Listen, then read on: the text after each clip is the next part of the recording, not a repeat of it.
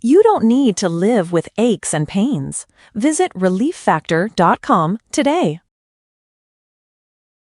On WCBM.com. Hold it now. You are about to hear the most interesting, informative, thought-provoking, and funny show in America. On air and on the World Wide Web. This is the Rob Carson Show. It was rigged. Let's keep talking about, I want to talk about Todd You Blanche. have more evidence. There's more evidence than ever presented. Let's talk Your about... elections You in went this to country, court. we're like a third world country. But, sir- Your elections are crooked, and you're crooked, and Meet the Press is crooked, Mr. and so is President- ABC, Yeah. and CBS, Yeah. and CNN. But, Mr. Yeah. President- You're one-sided crooked networks. All right, let's call it quits, because I've had enough. Bye. Thank you, darling. Have a good time. Mr. President, let's please. Bye. I traveled all the way to Wisconsin.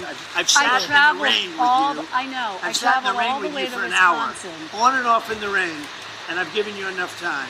You ought to straighten out your press, because you know Here what? comes the a mic country drop. can never be We great traveled. with Here it a is. dishonest Listen, press. we Come on, traveled let's go. all the way to Wisconsin And? for this interview. Steps on it. Yeah, there you go. That's the President of the United States telling Kristen Welker to stick it. He just has had enough, and can you blame him? Hi, what's up? Well, how are you doing? My God in heaven, I feel like I've been away from my family for a few days here. Welcome to the show. Please come inside. I am back from a couple days off. That doesn't mean that I'm not taking more time off this week. I'll tell you, I've got a few things going on this week. I'll just tell you, I'm going to be off tomorrow, and I'm going to be off Thursday. Thursday, I'm off because I'm taking 2 busloads of listeners to Gettysburg. So anyway, hello, welcome to the show. Please come inside and join me. It's such a pleasure to be back on the microphone. The first days off I've had since Christmas with the kids, and my kids are in Washington, D.C., in the area, staying at my home. As with any situation when you haven't seen somebody in a while, there's a little adjustment. There were a few bumps, whatnot. Got my daughter moved into the loft and everything. And then last week I also went to Talkers, which is the nation's premier talk radio summit. It's been going on for decades. I've only gone twice. 5 years ago I went. No one knew me, gave me the time of day. The people who did know me knew me from being a music jock from way back, but this time it was just a little different, being one of the top 10 political podcast commentaries in the entire nation, following Victor Davis Hanson. So it was just a little bit more respect this year at the Talkers Convention.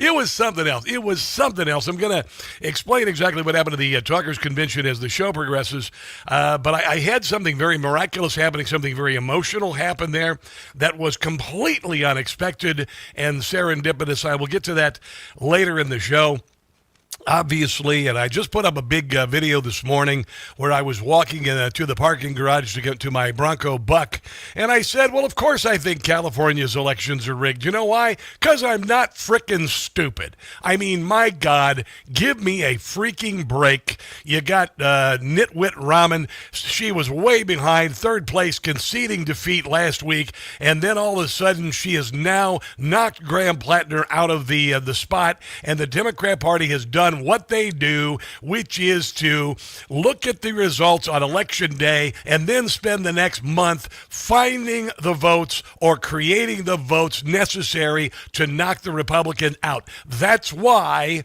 this jackass is still the governor of the state, despite taking a $30 billion high-speed rail, converted it into a $230 billion high-speed debacle, which hasn't laid a single bit of track, and there's a very good chance that it won't. It is an absolute joke.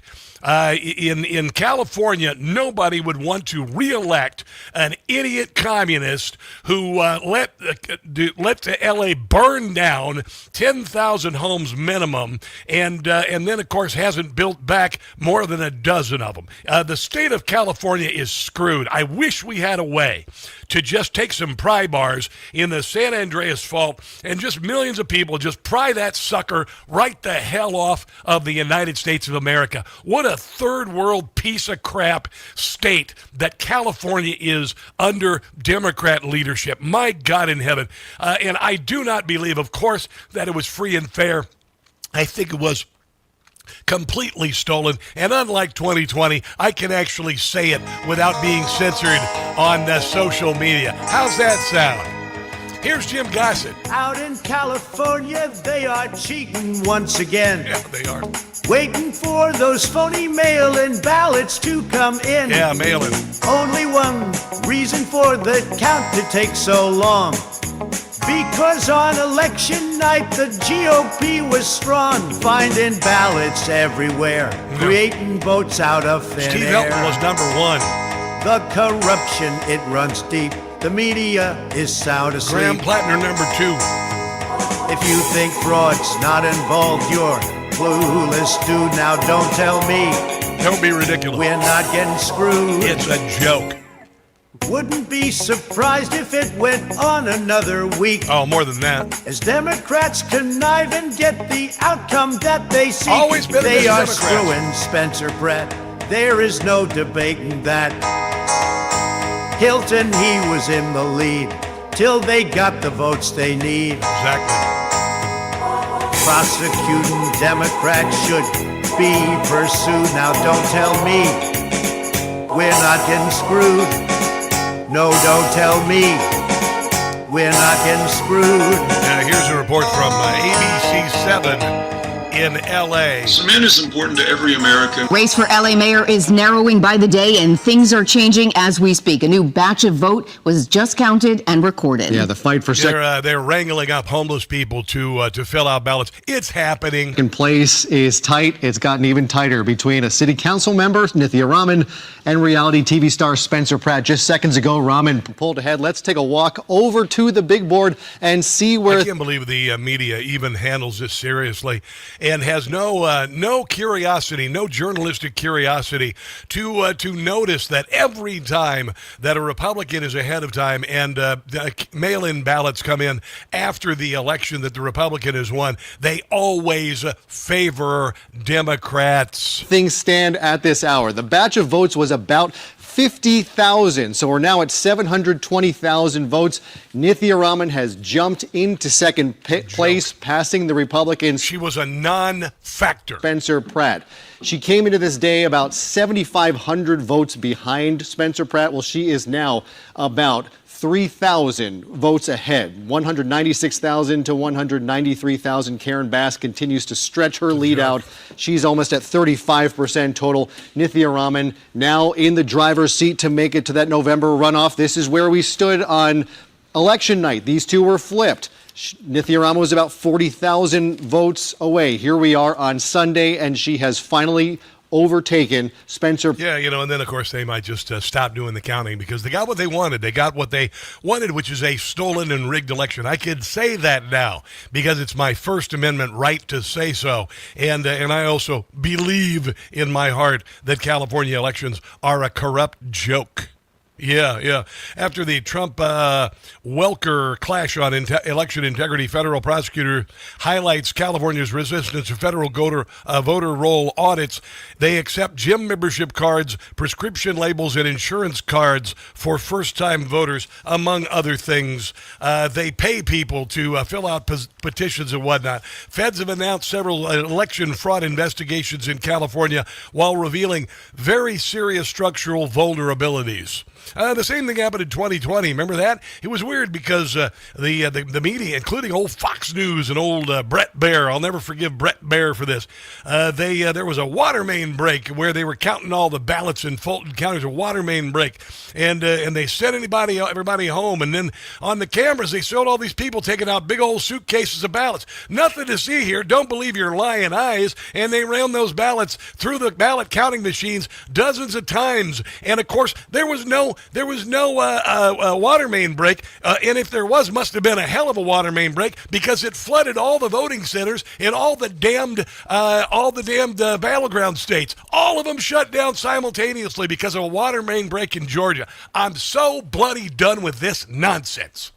I'm so bloody done with this nonsense. We have got to take our country back from these Bolsheviks. I told you that the Democrat Party has given you no reason to vote for them. They're Guano crazy. Bet guano crazy. They believe girls can become boys. They believed Hunter Biden's laptop was fake because the media told them it was fake and it was real. They believed in Russia collusion completely made up by Barack Obama and others. I am so done with this incurious media, and by God in heaven, we have to take our country back.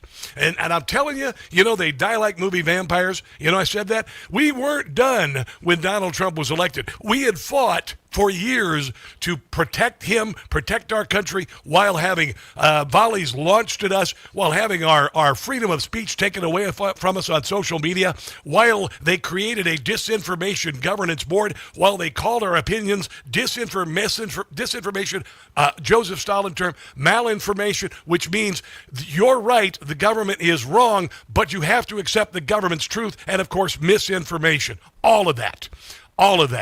And we just began in November of 2024 when we beat them. And they're doing the death spiral into hell like movie vampires, lashing out, clawing and scratching. The Democrat Party is so, at this point, morally and intellectually bankrupt that they would support a man who now appears to have been either very violent or terrifying toward women, had a Nazi tattoo, and had an account on a dating site or a hookup site that attracts pedophiles. That is your Democrat Party abandoning #MeToo, abandoning believe all women, abandoning any decent and good belief so they can secure a victory, and while getting that victory, also cheating the hell out of things because they have nothing to offer. And the only thing they can do is steal, and the only thing they can do is rule by fiat against the will of the American people. Whew. Can you tell I've been off the air for a couple days? Yeah. Oh, I've got much more. Much more. Here's the number if you want to chime in, 800-922-6680. This is a Monday edition of The Rob Carson Show.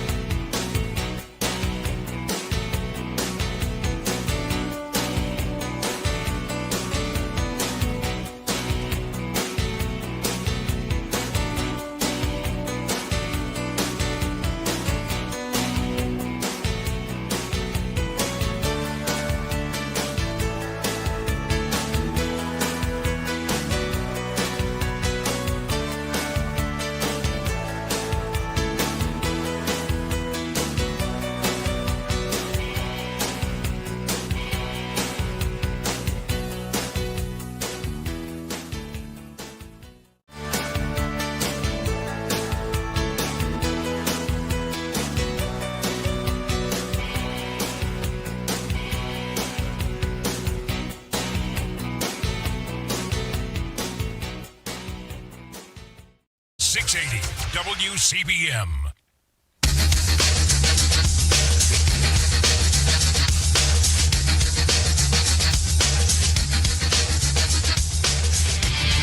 The Rob Carson Show podcast is everywhere.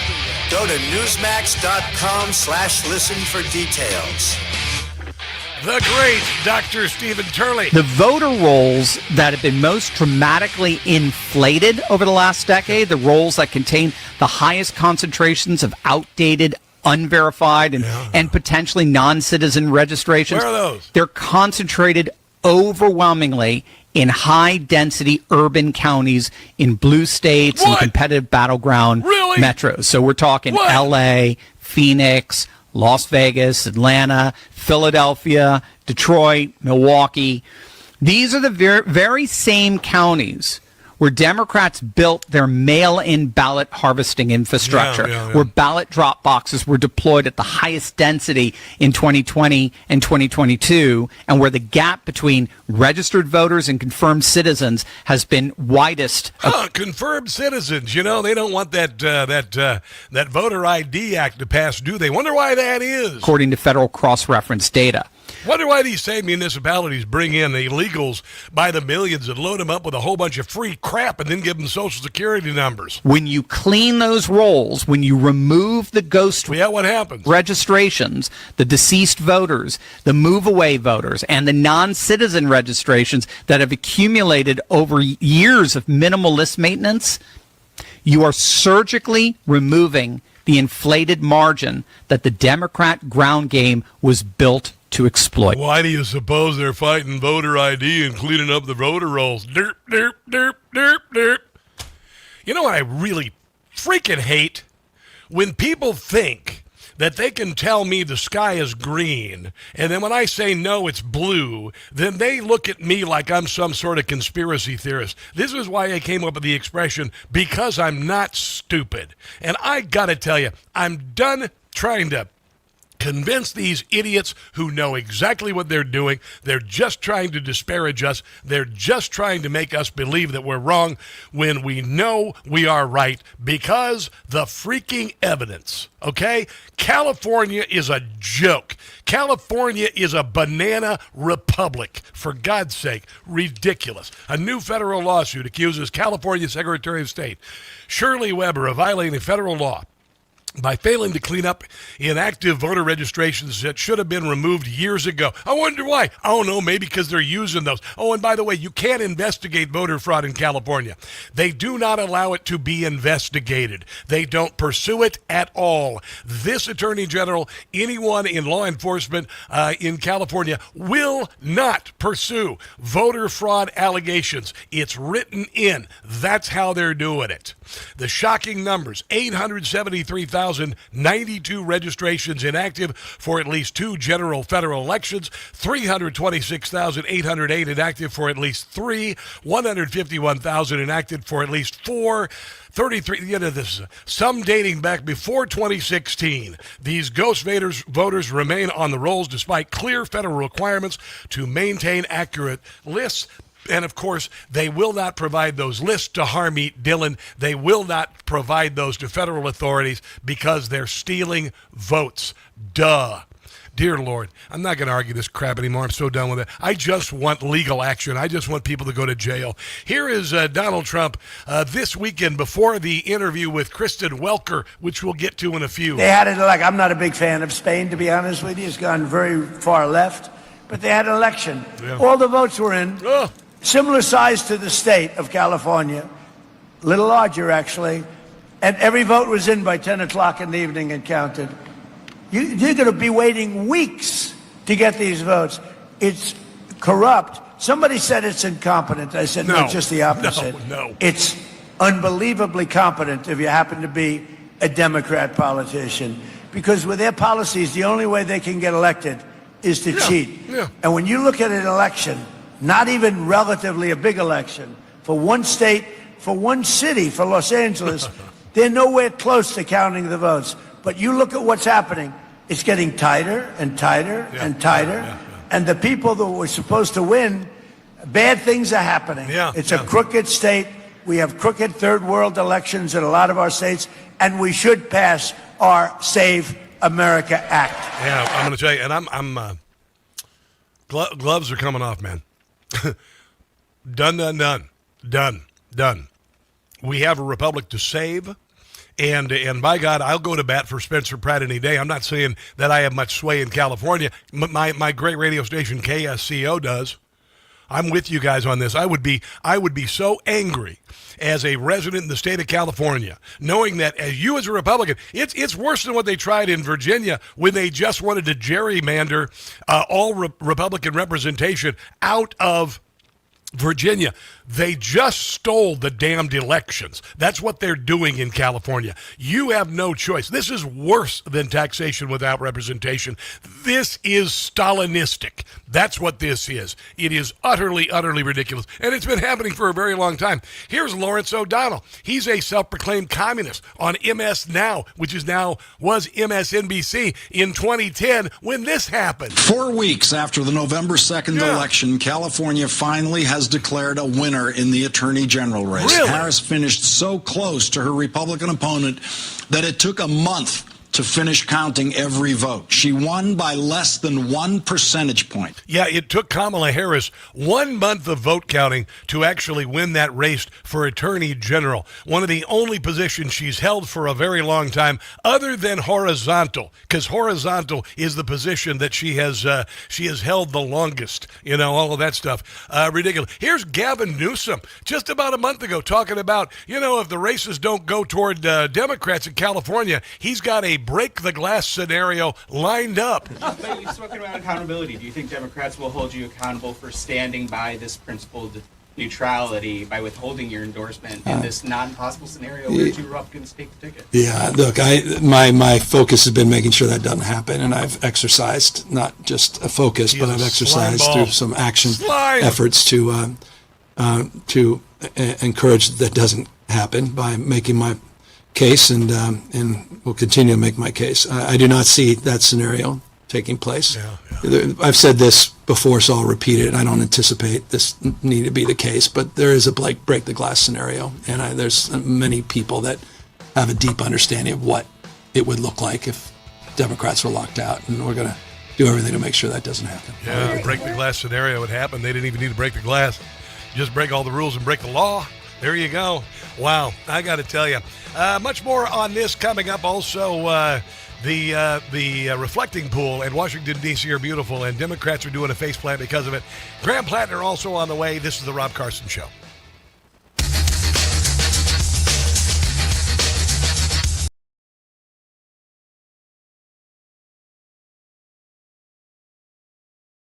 For 250 years, Americans have believed in one powerful idea, that we were meant to live free. Free to work hard, free to move, free to enjoy life without being held back. But if everyday aches and pains are slowing you down, might be time to declare your independence from pain. I take Relief Factor. There's a reason why at my age I'm able to crush it at the gym and ride 30 miles on a mountain bike on Saturday mornings. Relief Factor.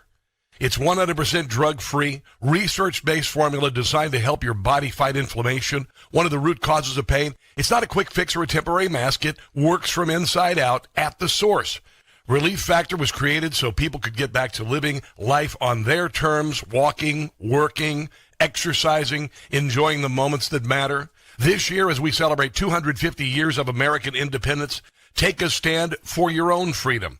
To commemorate, they're offering a special patriotic price, just $17.76. Yeah, your $17.76 3-week quick start is ready for you. Visit ReliefFactor.com or call 800-4-RELIEF. ReliefFactor.com or 800-4-RELIEF.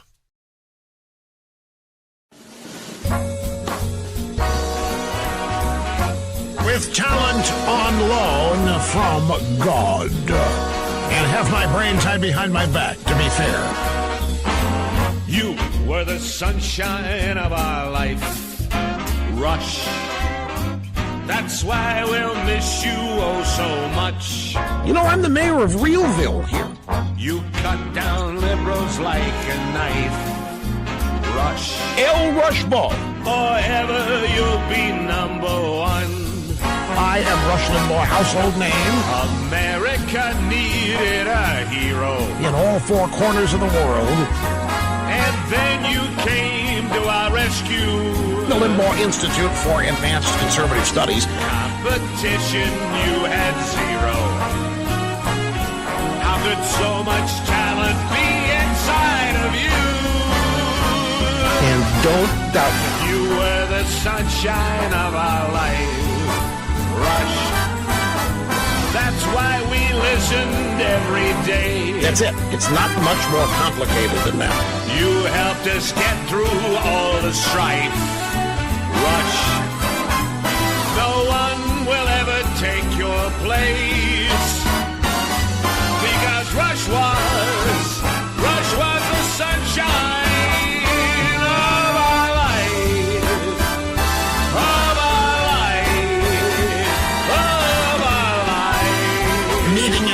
All audience expectations every day behind this Golden EIB microphone.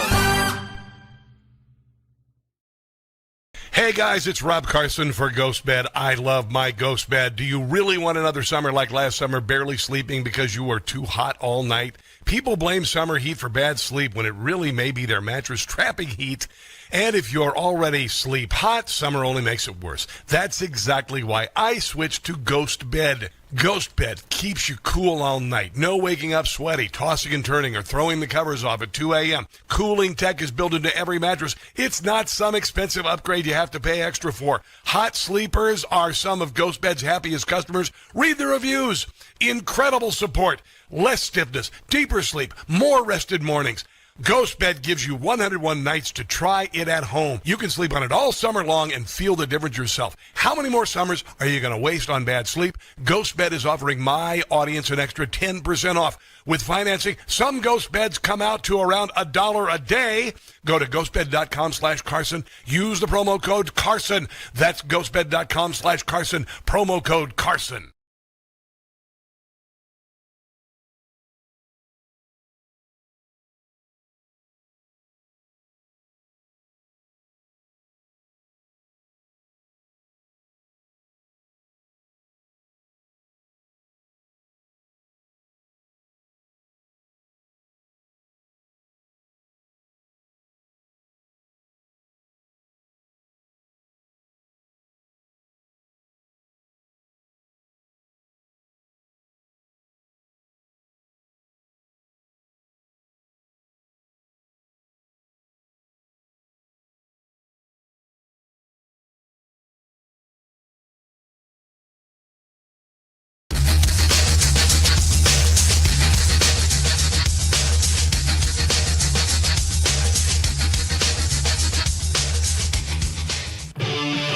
They showed up at the LA County Ballot Processing Center today just to take a look around, checking to see if there was any funny business. Now, could there be massive fraud? We don't know. But we do know LA County spends $336 million on election operations. Yeah, a lot of it is going out and getting homeless people signed up to vote Democrat. And like everything in LA, you wonder, where's the money actually going? Because a local council member took a 3-hour goes to cronies and NGOs tour and found workstations totally empty, totally unused. 25 bins of ballots, huge, just sitting around. Quote, it appears to be a staffing issue, one of the most advanced ballot processing centers in the world, yet it isn't being utilized anywhere near its full capacity. Gavin says slow is good. Quote, why do Republicans hate that California counts every vote? Gavin's acting like he's taking his time, being methodical, being vigilant. He's not. There's millions of votes just sitting around waiting to be counted, and they're barely making any progress. The Democrat Party is broken and cannot be redeemed. I said this years ago. A couple of things I've been saying.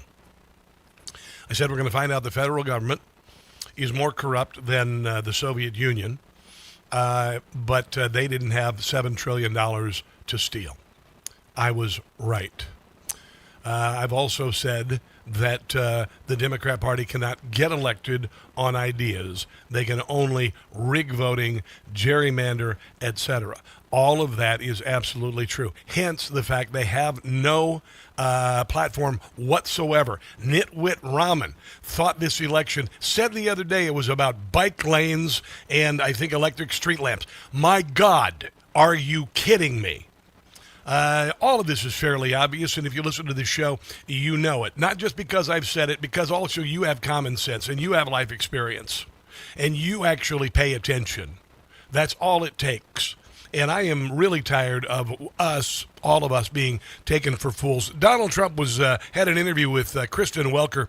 He ended up walking off the set because he's tired of the 94 to 97% negative press that the NBC and all of the networks give him, despite the fact that he's doing a great job as the president, cleaning up Washington, D.C., bringing back manufacturing to America, shutting down the southern border, getting rid of tax on tips, getting rid of Social Security tax. I can go on and on and on. Here is Donald Trump talking about the elections.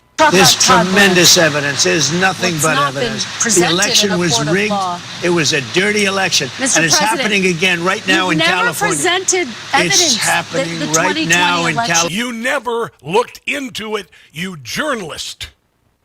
When they stopped the vote counting on election night for the first time in history, and the votes came in the next day exclusively for Joe Biden until he won, you never bothered to even look at it. You just said, okay, it was fair. California, rigged. right now, it's look at what's happening in California. To that? It's the 4 Republicans days. are doing well in California.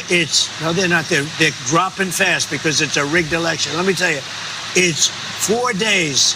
And they aren't even close to coming up with it. That's how they count the votes. You know why they're doing that? Because they're cheating on the election. Do you have evidence to support all I have to do is look. All I have to do is look. That's not evidence. And I listen. And I listen to people. And let's see what happens. But, sir, that's not evidence. Do you think it's appropriate? That's how they count the votes in California. Do you think it's appropriate? It took Nick Shirley, a 23-year-old kid, to just notice a building that was getting tens of millions of dollars and was filled with a bunch of hospice care or learning centers. There's supposed to be a learning center, daycare, no children, and they even misspelled the damned word learning. And journalists couldn't find that. It took Nick Shirley to do it. And in California, they just passed a Nick Shirley Act so independent journalists can't investigate the obvious that the mainstream liberal leftist media won't cover. That they have an election, and 5 days later, they're nowhere close to picking a winner. State and local officials acknowledge they are slow. They're urging. No, they're crooked. They're urging the votes to be counted quickly. That's how they vote in California. They're crooked, just like you're crooked. Your press is crooked, and Meet the Press is crooked. To be fair, I'm not crooked, but let's continue. You play right into their hands. Let's continue. You're either crooked or you're stupid. You play right into their hands with this rap. You know that these elections are rigged. Your network knows that they're rigged. You know that I won an election in a landslide, and I got 94% bad press. But, Mr. President, you know why I got that? Because you have no credibility. Yeah, because they don't look. They just accept the word of the state. Here is Donald Trump telling the truth about Kristen Welker.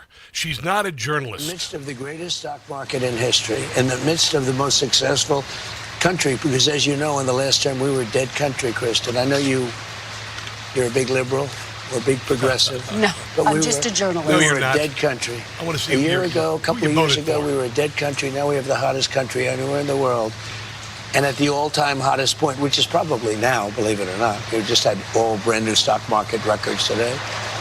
Yeah, it's a joke. Everybody gets it. You're in the tank for the Democrat Party. That's why everything that Donald Trump does is covered negatively. That's why you've never apologized for the Russia collusion hoax. You've never apologized for not acknowledging that Hunter Biden's laptop was real. The 51 intel agents were bought and paid for, deep state insiders. That January the 6th was a psyop. The Southern Poverty Law Center literally paid KKK members. They paid them to stay in the KKK even when they wanted to leave. And has NBC done a damn story on that? Not one single time. Not one single time. Kristen Welker, I'm glad he gave you a little what for. I'm glad he gave you a colonoscopy live on network television, because it's all you deserve. All you deserve. I want to go to Buster in Santa Cruz, a big fan of the great station we have there, KSCO Radio.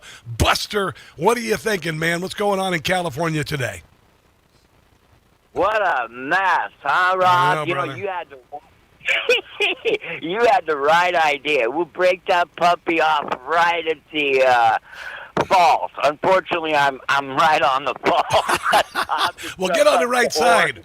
Get on the right side. Get one of those big pry bars. We're just gonna pry California right off the coast. Let it just sail off into the Pacific.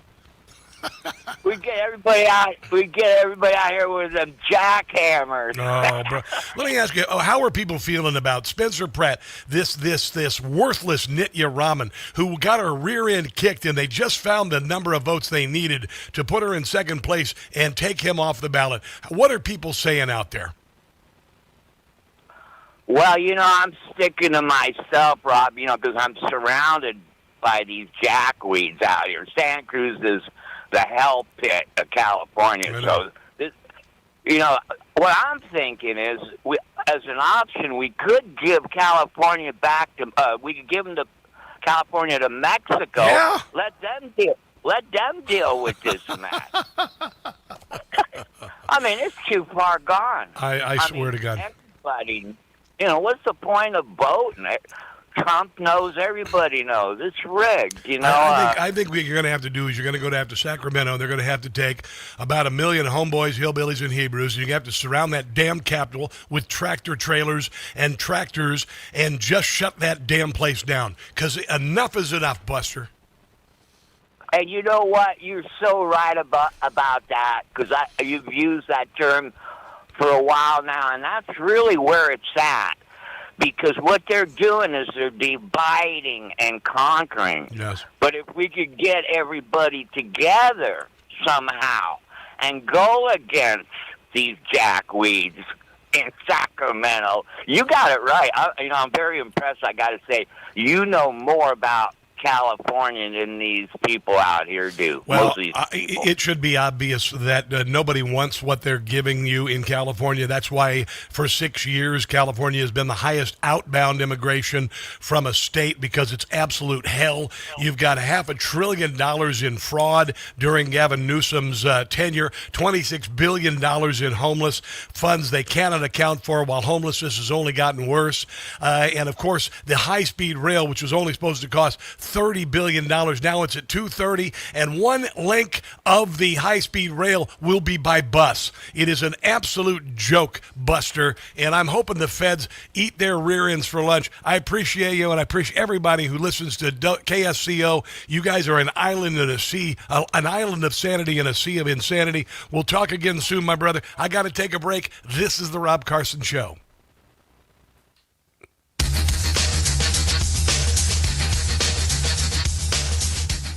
Are you worried about your tax?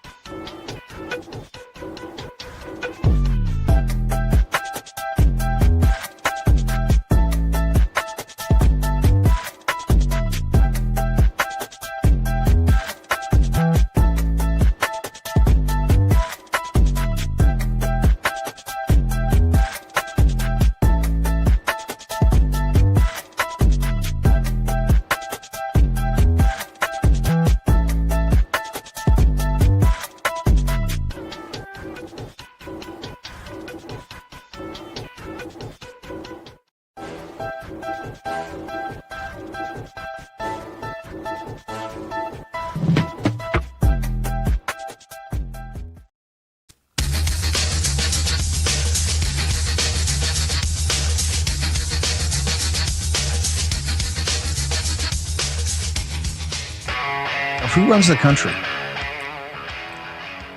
It is a Rob Carson show. I'm just trying to grab some more audio while I'm doing the show. In case you know, I run my own audio, in case you didn't know. Yeah, I run all my own audio, and I do all my own show prep. I don't have people come in and hand me a pile of stuff. I spend the whole darn weekend putting together the show, and I certainly did, even though I had a couple of days off. Hey, by the way, real quick, Birch Gold's doing something cool I think you're going to like. Check this out. Buy gold, put some silver in your pocket. Everything's expensive right now. How am I going to buy gold? That's what you're thinking. Well, guess what? Pull your head out of the sand, because the one thing you control right now that doesn't cost you anything out of pocket is diversifying your retirement savings. What? Yeah, I know. Birch Gold will help you convert an old 401k from a previous employer, like the one that I had when I was selling cars, that literally had not improved in value. Very little since I stopped selling cars. I mean, honestly, and it's been like 6 years ago. Almost 7 years ago. Hadn't gone up. It was just worthless. It was worthless. You can also convert an IRA into a physical IRA in gold, and right now, that's something you can use to hedge against inflation. Listen to this. Right now, Birch Gold going to give you a special. America 250 1-ounce silver round for every $10,000 you purchase by July 10th. This is a collectible item. It's glorious. It is beautiful silver. Think about this. 10 years ago, an ounce of gold was $1,200. Today it's $4,500. Where will it be in 10 years? Text Rob to 989898 to take advantage of the free American 250 silver, and with qualifying purchase before July 10th. Again, text Rob to the number 989898 for Birch Gold today. They've been talking on the chat on all this social media, Newsmax social media, where the live stream happens, about the Trump Welker walk-off when he stepped on the microphone. I'm going to play that again. It was rigged. Let's keep talking about. I want to talk about Todd. You have more evidence. There's more evidence than ever presented. Let's talk your about elections in this country. We're like a third world country. Your elections are crooked, and you're crooked, and Meet the Press is crooked, and so is ABC and CBS and CNN. But Mr. President, you're one-sided crooked networks. All right, let's call it quits, because I've had enough. Thank you, darling. Have a good time. Mr. President, let's please. I traveled all the way to Wisconsin. I've sat in the rain with you. I know. I I've sat in the traveled rain all the with way you to for an hour, Wisconsin. on and off in the rain, and I've given you enough time. You ought to straighten out your press, because you know what? Mr. A President, country can never be great with a dishonest Listen, press. we Come on, traveled let's go. all the way to Wisconsin Boo-hoo. for this interview. Stepped on the microphone. Did a mic drop and stepped on the microphone. And that's what NBC deserves for all of their nonsense. And if you don't believe me, look at the settlement that Donald Trump got from 60 Minutes for the fraudulently edited interview with Kamala Harris to make her look like something she wasn't, an intelligent human being. I just love this. I love it. And you know what you got to remember is that we are only gaining momentum. We are not losing momentum. We are gaining momentum. And this debacle in California, and Spencer Pratt, I pray to God, will not just disappear quietly into the night, because this election was stolen from him. This primary was stolen from him by nitwit Rahman. Here is Steve Bannon on that, if I can get it to play. Here. Folks, ask yourself, who runs the country? You're not going to get a better candidate in Los Angeles than Pratt. Okay? What I liked about Pratt is that when they ask him questions on certain things, says, I don't know anything about that. That's not my problem. My priorities is getting this place clean, getting crime down, making sure it's livable. That's what my focus will be. That, get our hands around the budget, this homelessness, the basics, the requirements. You're not going to get a better candidate. It was stolen from him in broad daylight. And this is the key point. They don't care. No, they don't. And I am, if this is allowed to stand, California's done. California is done. Done.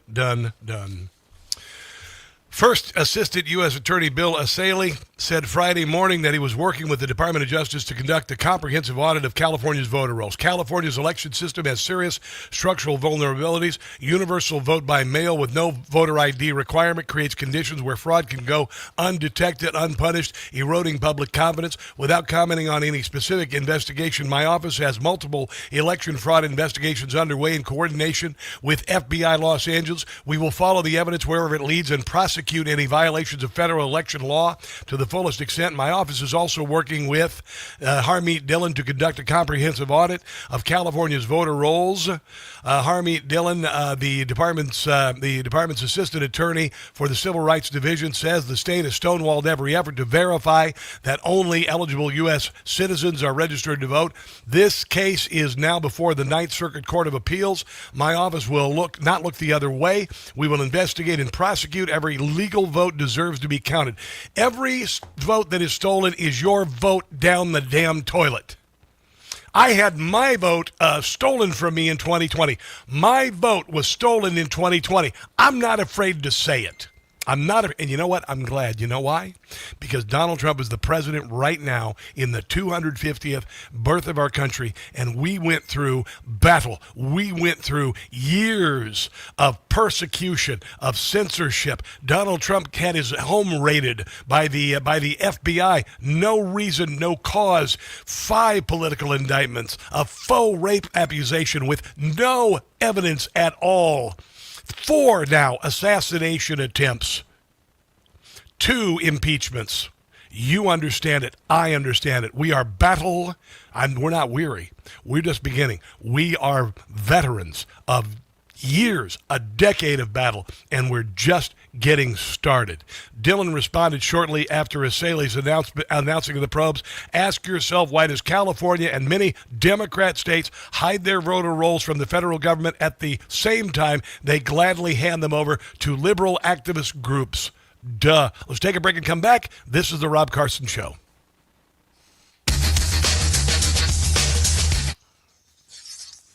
Hi, kids. How are you?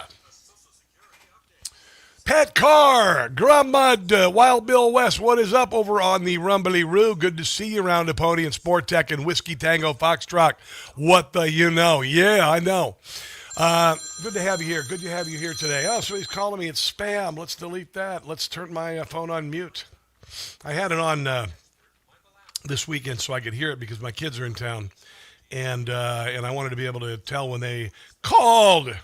So there you go. Hi. Let's look over at YouTubeage to Jamie Bellett. Hi, what's up? Glad to have you here. You're very busy today. Chris Get Stout. Chris Get Stout, is that it? Yeah. Hi, welcome. Republicans need to get fresh leaders. Chris, we have them. We're getting rid of the stale ones, okay? We're getting rid of people like the Republicans who've just been beaten in Kentucky and elsewhere. We're getting rid of them. So don't do generalities on this. We have fresh faces. They are MAGA. Thank you very much. Thank you very much. Not meaning to come down on you, but come on. That's just lazy. Lazy on your part. Lazy. We got people like Brandon Gill. You think he's lazy? You think Brandon Gill is lazy? I don't think so. Hello, Prade Yuprachat. What's going on, baby? How are you? Good to see you today. Good to be back. Donna Lambert. Hi there. How you doing there, Donna? Glad to have you here as well. Eric Loomer on the Twitter. We got a lot of people watching on Twitter today. Hello. All right, I'm going to find something here. Hold on. Crooked Lies. Yeah, here we go. All right. Yeah, here. Oh, this is good. Yeah, a little more Jonathan Turley. We're going to do other stuff next hour.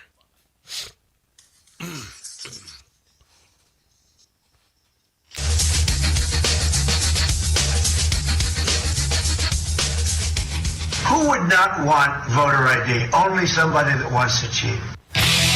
No bleep, Sherlock. I'm not calling Donald Trump Sherlock. He's just pointing out the obvious. Stephen Turley is amazing. I played some Stephen Turley earlier. Why do Democrats love their mail-in voting so much? Why did it change so dramatically that people who could otherwise vote on Election Day were suddenly just force-fed ballots from their homes? Mail-in voting has become structurally essential to the Democrat electoral ground game in a way that has no equivalent on the Republican side. And the numbers tell the story very clearly. Nearly 1 in 3 Americans, 48 million Americans, cast mail-in ballots in the 2024 general election. In California alone, more than 80% of all ballots were cast by mail. And while 80%. the historical research prior to 2020 showed little partisan advantage to mail-in voting, something fundamental changed when Democrats decided to make it their primary mobilization strategy during the COVID pandemic, and they've never reversed course. So by June of 2020, surveys were already showing a nearly 20 percentage point partisan gap between Democrats and Republicans in preference for voting by mail. Yeah, because they can count more votes and add to them in drop boxes the day after the election until their candidates win. Gap that has only widened since. In Virginia, in 2024, 73% of ballots received after Election Day. By the way, that's going down as well. Yeah, who'd they come in for? Those 73% of votes coming in after Election Day. Who did they benefit? Via a Supreme Court decision we're waiting for any day. But 73% of ballots received after Election Day went to Kamala Harris. Oh, really? 73%. In New Jersey, registered Democrats accounted for 48% of post-election day mail ballots. How about Republicans? Versus just 18% for Republicans. Oh. So what this means structurally is that the Democrat Party has built its entire get-out-the-vote operation around low-propensity voters who would not turn out in person but can be harvested through mass mail-in ballot distribution. And by illegals on the voter rolls, harvesting ballots from homeless people, otherwise infirm people. I can go on and on. It's crooked. Hour number 2 of the Rob Carson Show is coming up. Graham Plattner on deck. We're going to shred him like cheddar. Don't go anywhere. This is...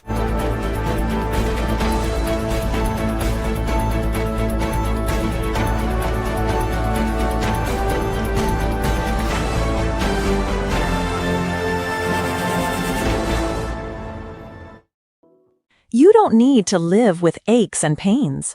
Visit ReliefFactor.com today.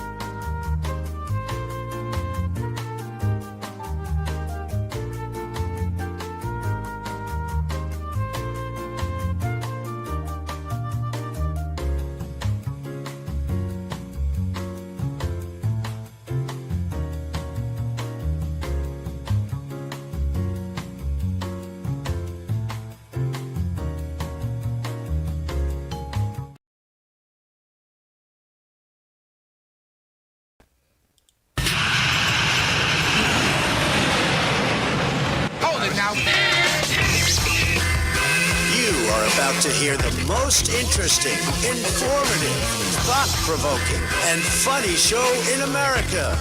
On air and on the World Wide Web.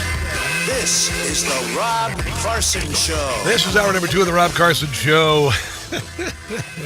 The first hour of the show, I was kind of shot out of a cannon.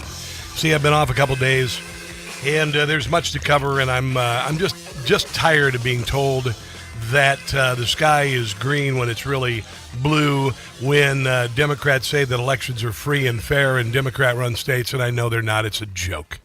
It's a joke. Even the people of California aren't so masochistic as to want Karen Bass and a Gavin Newsom acolyte back in power for another 4 years or whatever the term is. It honestly is just laughable, just dreadful. I've told you the Democrat Party is intellectually and morally bankrupt. I've literally been saying that for 20 years. And now they are just proving everything absolutely right. In Minneapolis, listen, half of all immigrants in Minneapolis, St. Paul, found to have committed immigration fraud. Immigration fraud. Ilhan Omar married her brother, Ahmed Nur Saeed Elmi, after she had split from her first husband. Well, thank God they weren't cheating. There you go, yeah. Ahmed Hursai. She was married to Hursai in a Muslim ceremony not registered with the state. Ilhan Omar eventually had children with Hursai while she was still legally married to her own brother. I know it sounds like Arkansas. Omar married a brother. Well, enough about that. But here's what we need to know. Is that in the state of Minnesota, over the course of according to Wall Street Apes and the USCIS, our officers found indication of fraud, non-compliance, or public safety and national security concerns in nearly a little less than 50% of cases interviewed, focusing on a list of over 1,000 target cases involving more than 900 individuals. Our officers encountered blatant marriage visa fraud, visa overstays, people claiming to work at businesses that can't be found, forged documents, abuse of the H-1B visa system, abuse of the F-1 visas, and many other discrepancies. All of these things in the state of Minnesota, and it's going all over the country, and Republicans aren't doing it. In case you wanted to know, it has nothing to do with Republicans, because we present ideas and we get things done. By the way, we get a lot of things done. Donald Trump's getting a lot of things done. Would you guys like a little bit of good news? Did Rob just say good news? What does that mean? It's everybody's favorite jingle. We love to win. Winning, so much winning. It's lots of winning. Lots of winning.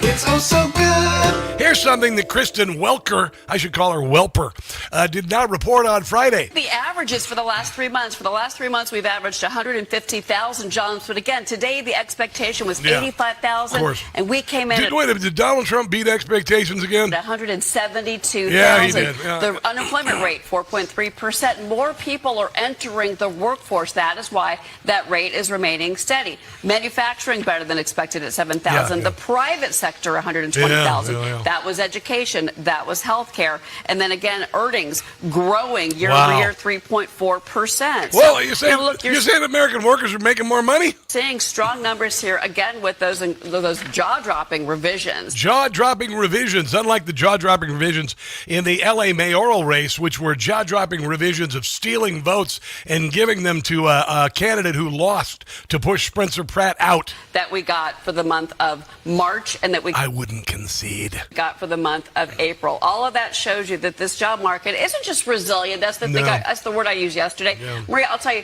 it's kicking butt. Market is on fire. And last year, on fuego. Make one final point. Last year, for all of 2025, we had on average about 10,000 jobs created. It was a very low number. Yeah. Now we're looking at 150 in just 3 months. That is policy. That is tax breaks. That is deregulation. That is construction. That's all the things that the government is doing to make. And all of the things that Joe Biden and Barack Obama didn't do, and that's why America sucks so badly. I was going to get out yesterday and see the reflecting pool. I'm going to wait till it's full. But people are noticing how beautiful it is. Washington, D.C. is absolutely beautiful right now. I got to tell you, I'm going to do another video. I think we still have some spaces available for the trip, October 25th through the 29th, with tour and travel. 5 days, 4 nights, luxury accommodations downtown, all of your tips, gratuities taken care of. Going to go to Arlington National Cemetery. Do you want to see the reflecting pool with me? Just go to travelwithrob.net. Get that done, okay? Get that done. If I didn't convince you before, look at the Columbus statue and the fountains in front of Union Station. Look at all of the fountains that are now working they were urinals for homeless drug addicts under Joe Biden. And now it is absolutely, absolutely beautiful here. It's absolutely beautiful. Like he said. Even with only some of the water filled in at this point in time, it's absolutely gorgeous.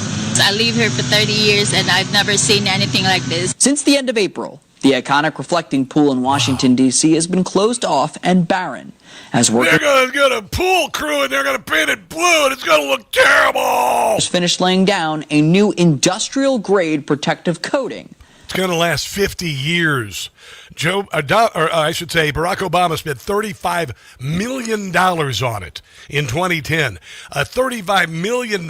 Day one, it was filled with algae blooms. It was ugly and dirty. A coating the president has called American flag blue. You think it'll look good when it's full? Oh, yeah. Just in time probably for the 4th, hopefully. Yeah. But fast forward to now, the water is rushing in. Takes a while because, the garden hose can only fill it so fast. And the Washington Monument... Oh, that's the way Joe Biden would have done it. ...is clearly visible in the reflecting pool. It is, yeah. Oh, it's going to look amazing when it's all finished. I think that we're going to be here in time to see the pool completely filled, and I look forward to coming back and watching the water rise and then watching the monument become more clear. I believe... I'm going to go down there tomorrow, by the way. These contractors did it right. And President Trump, thank you very much. I've never seen D.C. like this. With less than 1 month out from the 4th of July events in the district, the president has launched an all-out blitz to clean up our nation's capital. Amazing. It's very important because this is the capital of the U.S. and we should feel like we're safe, and this is like the front line of America. The president has directed the removing of more than 150 homeless encampments, the restoring of 22 fountains, and the cleaning of 28 statues. Thank you, President Trump. It is a metaphor for the America under Donald Trump versus the awful, awful, corrupt, filthy, rotten, dirty Democrat Party. It's absolutely a metaphor. When I moved here, that fountain in front of Union Station was covered with graffiti and was being used as a damned latrine by homeless people. There was a homeless encampment across from Union Station. Union Station was a ghost town, and it's beautiful now. DuPont Circle. When I lived here for 12 years, it was nothing more a bunch of homeless people with grocery carts, drug addicts. When I went there the last time, there were people playing Frisbee and families having picnics. The reflecting pool is gorgeous. All of the fountains in Washington, D.C., some of them closed for 20 years, covered with graffiti, surrounded with joy and happiness. That's America. That's America. That is exactly what I've been telling you about beating back the darkness that is overtaken our country. I told you, we are the reaction to the action of evil brought by the Democrat Party, brought by the radical left, and we are going to continue to push them into the pits of hell. And I mean that 1,000% because that's exactly what they represented. They made life here absolutely awful. Here is Newsmax this weekend talking about how beautiful this city is. How great is it to have a president who is giving our nation's capital the attention to bring it back to the grandeur that it deserves, especially ahead of America's 250th birthday. You know, this is a project that even the... Kristen Welker, none of the leftist media are promoting the 250th anniversary of our birth. The View is celebrating acts that have insulted America by refusing to perform when invited with honor to perform for her 250th birthday, all because they're petulant toddlers who can't handle the fact that we beat their rear ends in an election in 2024 and we're making America great again. Most liberal D.C. residents have said, hey, it's pretty nice that the fountains are turned back on again. It's pretty nice that crime has gone down in the city. And President President Trump wants our nation's capital to be a haven for residents. Georgetown was a ghost town. People were afraid to park their cars there. They were afraid to drive there because so many cars were being carjacked. Now the streets are bustling like they were when I moved here in 2004. It is absolutely stunning. In Friendship Heights, where I used to work, Black Lives Matter activists shelled the damn neighborhood, stole from all of the stores. It was a mess. And I went there the other day, and my favorite little store called Rodman's is back. The owner walks up to me and says, because I was talking out loud about how good it was, and he showed me the pictures of Black Lives Matter gutting that store for no good reason other than a psyop created from nonsense about a guy who is a loser drug addict dying of a drug overdose in Minneapolis. And visitors alike, we are the greatest country in the world, and our capital should reflect that. But it's not just these awesome beautification projects that the president has undertaken. It's also his efforts to drive down violent crime. And we've seen great success doing that with crime down across the board. And so the president is going to continue to make D.C. safe. D.C. is safe and absolutely beautiful. Here's a Trump hater at the reflecting pool having to admit that it's awesome. I thought it was a stupid idea to paint the reflecting pool. Yeah, the reason why you did is because Trump is doing it. But y'all, it looks good. Yeah, it looks good. It actually looks really good. Like, it makes the reflection look extraordinarily prominent. Yeah. In a way that it did not look before. Yeah, I know. And I hate that. I hate that. You know, maybe you could be saved from hell.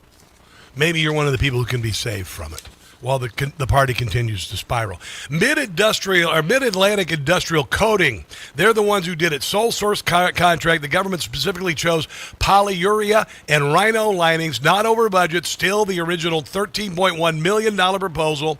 Extra $1 million for added granite work brought in under $15 million total. A 20% buffer is standard. This means the profit margin for the company is 20%.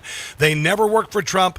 It is not a swimming pool. It is an industrial containment system built for a perfect mirror reflection, and it works beautifully. Unlike what Barack Obama tried to do and failed.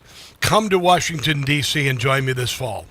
October 26th through the 29th, travelwithrob.net. I want you to come and share this with me this fall. This wasn't about this. I just want to give you an opportunity to see it. Because I've got much more on this, and I'm going to be sharing it. I'm going to be sharing it on the air every day. I've got a day off tomorrow for a number of personal reasons, and I'm also going to go down to the reflecting pool. I may even go on Instagram Live to show you.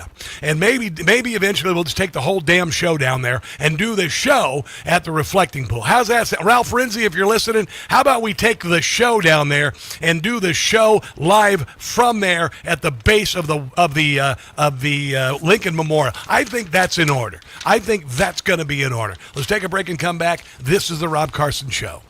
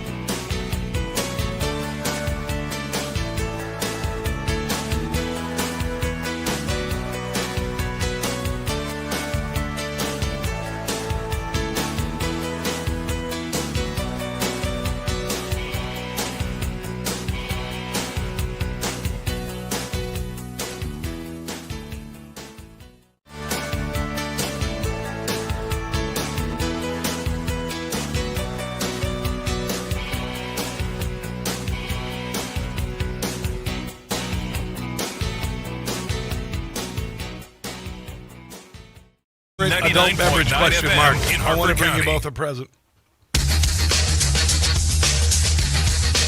Got a Caitlin Bennett rejoin. Oh, good.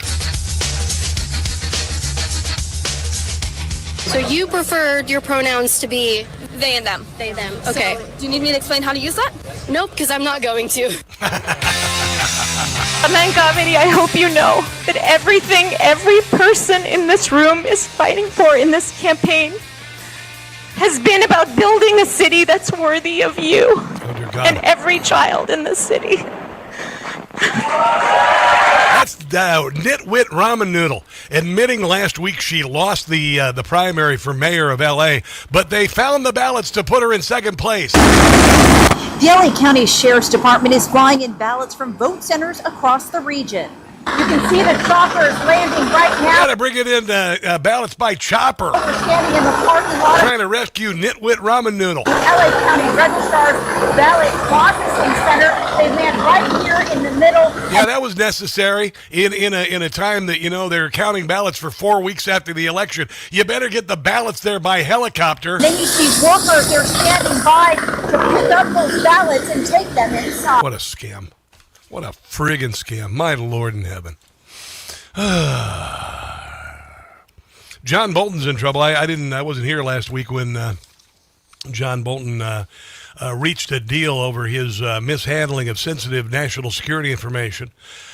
He's reached a plea deal mishandling security. 3 sources familiar with the matter say 1 felony count of illegal retention of sensitive national security information, according to one of the sources. Also agreed to pay more than $2 million fine. Holy hell, that's crazy. A conviction on 1 count of illegal retention could come with a sentence between 0 and 60 months. They're saying this loser will probably avoid prison, which is a damn shame. Maryland, he's charged by prosecutors in Maryland. I should say this deal comes months after top Trump foe was charged with prosecutors in Maryland for allegedly keeping diary entries from the first Trump White House in his home. This is, of course, they went after Donald Trump. Remember that? Prosecutors accused Bolton of sharing more than 1,000 pages of information about his day-to-day activities with unauthorized individuals, including his wife and daughter. The alleged transmission of classified information isn't part of the charges he expects to plead guilty to. Let me see. Bolton, who served in the Trump administration, was originally charged with 8 counts of transmission of national defense info, 10 counts of retention of national defense information. Trump had called for Bolton to be arrested over his 2020 memoir that was highly critical of Donald Trump, claiming Bolton should have gone to jail because classified information was in the book, and that's true. Yeah. But unlike cases against Trump's other perceived enemies, the FBI Director James Comey and now dismissed case against New York Attorney General Letitia James, Bolton's case has maintained the support of career prosecutors and investigators. Trump's first Justice Department opened a criminal and civil investigation into the book in 2020, but it was closed within a year. So he pled guilty. Here is John Bolton in 2024 talking about Donald Trump legally owning and keeping classified documents as the president at Mar-a-Lago.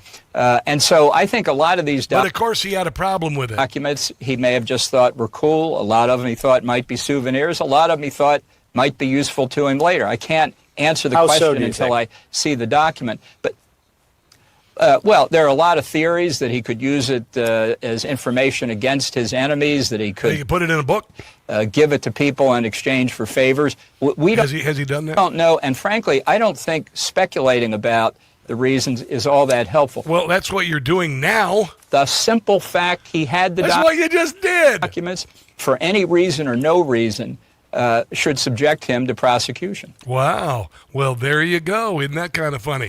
Kind of came bitten back and bit you in the shriveled up old butt, didn't it? Here's Jim Gossett.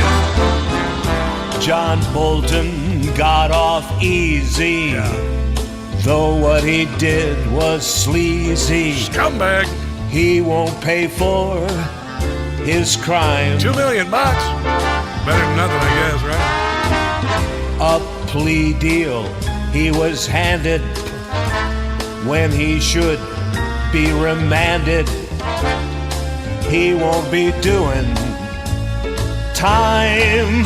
He should. But he's a Democrat. The DOJ is worthless. He's a Republican. No, he wasn't. They don't prosecute. Rhino from hell. Here's Todd Blanche, another bad recruit. The deep state keeps on skating. Of that, there's no debating. Let's get on it, people. What's wrong with our DOJ? Full of crooked insiders. 'Cause they all got off easy, even though they're sleazy. Come on, James. They all get off easy every day. That is Jim Gossett. Go to patreon.com, Jim Gossett Comics. A lot of talk about Jim Gossett in the show. The fact that we use humor to make a point at Talkers Convention, where I was this week in the most preeminent talk radio convention in the country. I was there on Friday. I want to give you some cool stuff that happened there. Had an extended conversation with Joe Pags and Mike Gallagher. It was kind of cool to be in their same kind of realm and be beating them as podcasters in news and commentary. It's kind of funny. But they're actually really good guys, both of them. Really good guys. There was somebody there who was on Fox News. Not so much. I'll share details on that. I dislike him even more. That's coming up. Doug Burns, former federal prosecutor, comes up next. Don't go anywhere.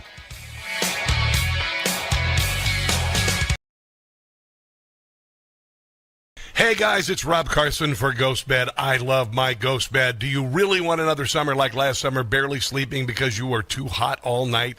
People blame summer heat for bad sleep when it really may be their mattress trapping heat. And if you're already sleep hot, summer only makes it worse. That's exactly why I switched to Ghost Bed. Ghost Bed keeps you cool all night. No waking up sweaty, tossing and turning, or throwing the covers off at 2 a.m. Cooling tech is built into every mattress. It's not some expensive upgrade you have to pay extra for. Hot sleepers are some of Ghost Bed's happiest customers. Read the reviews. Incredible support. Less stiffness, deeper sleep, more rested mornings.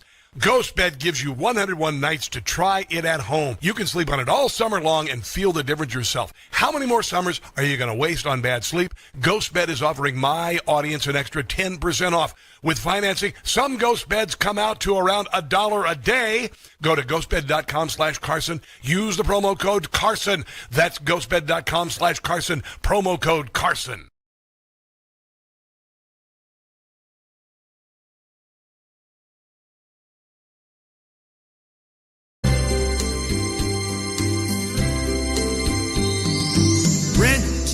Free in libs' heads I'm living. The fits I am giving to Whoopi, Sunny, and Joy. Rent free I'm occupying. Rosie is lying. She says I'm not in her head.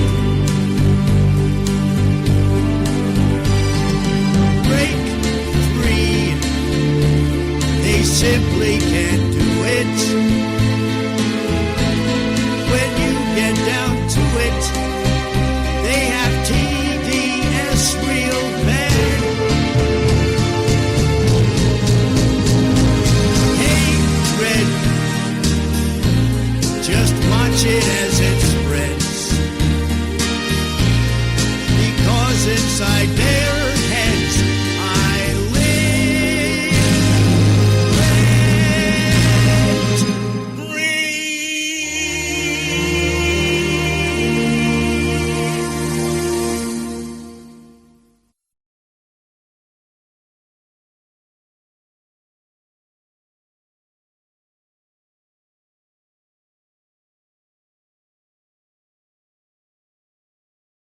Hey guys, it's Carson for Relief Factor. Life, liberty, and the pursuit of happiness. Those words weren't written for history books. They were written for you. But it's hard to pursue happiness when pain is a part of your everyday life. Relief Factor was created to help people address inflammation, one of the most common causes of ongoing aches and pains from aging, overexertion, and daily living. It's a 100% drug-free, research-based formula that works through multiple metabolic pathways to support comfort and mobility. No prescription, No masking symptoms, just real relief so you can keep moving forward. I work out every other day, I crush it at the gym, and I ride my bike 100 miles on the weekend. I credit Relief Factor for making all of those activities pain-free. And as America celebrates 250 years of independence, give yourself a chance to reclaim yours. To commemorate, they're offering a special patriotic price, just $17.76. Yeah. So you can pursue your happiness being pain-free. Your $17.76 3-week quick start is ready for you. Visit ReliefFactor.com or call 800-4-RELIEF. That's ReliefFactor.com or 800-4-RELIEF.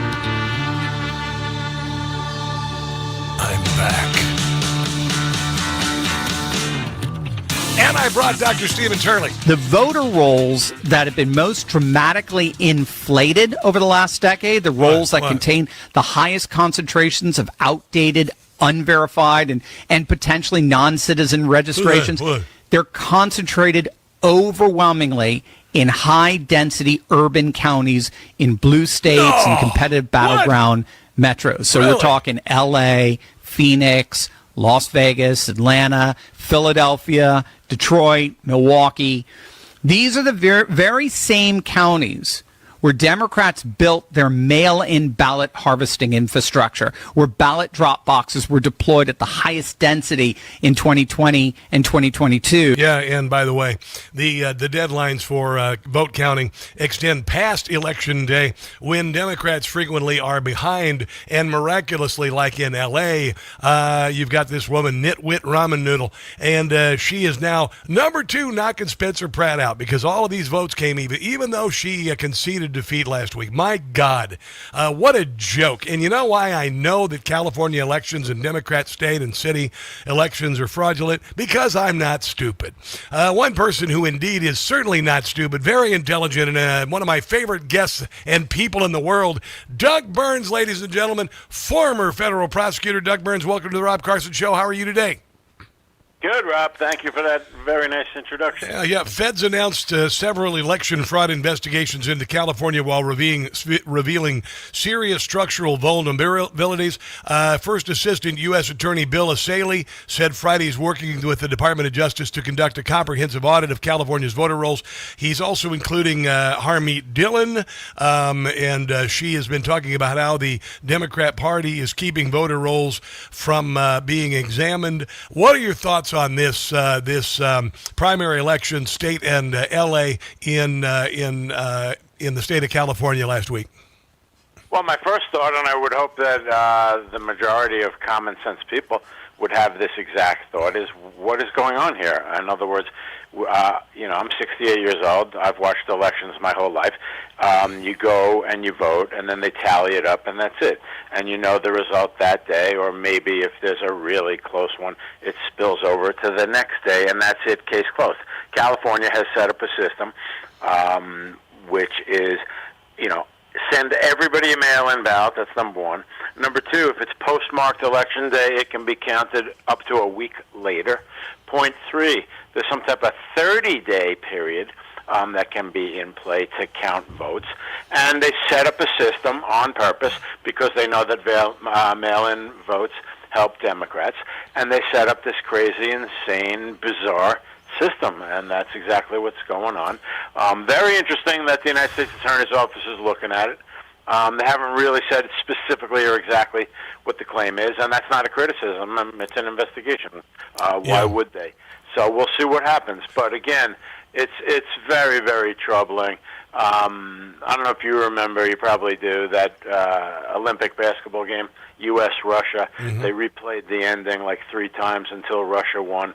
The United States did not go to the medal ceremony. It's a total disgrace. And this kind of reminds me of that. I mean, it's just, while I'm not making specific allegations of fraud, the reality is major, major questions exist about what the heck is going on. Well, this is a common theme now, Doug, and it is a repeating.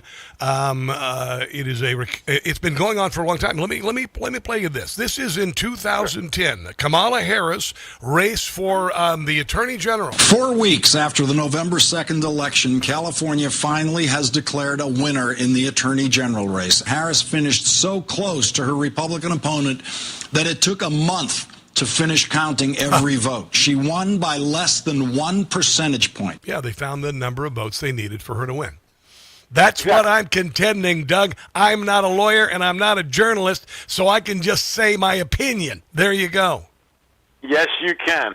And I am being somewhat cautious, but again, I am a lawyer and so on and so forth. But, to be a broken record and repeat this, counting votes for 30 days, if it's postmarked election day, first of all, let's just go back. Absentee ballots, mail-in ballots, that's for if you weren't going to be around to vote. And now all of a sudden, every single person gets it.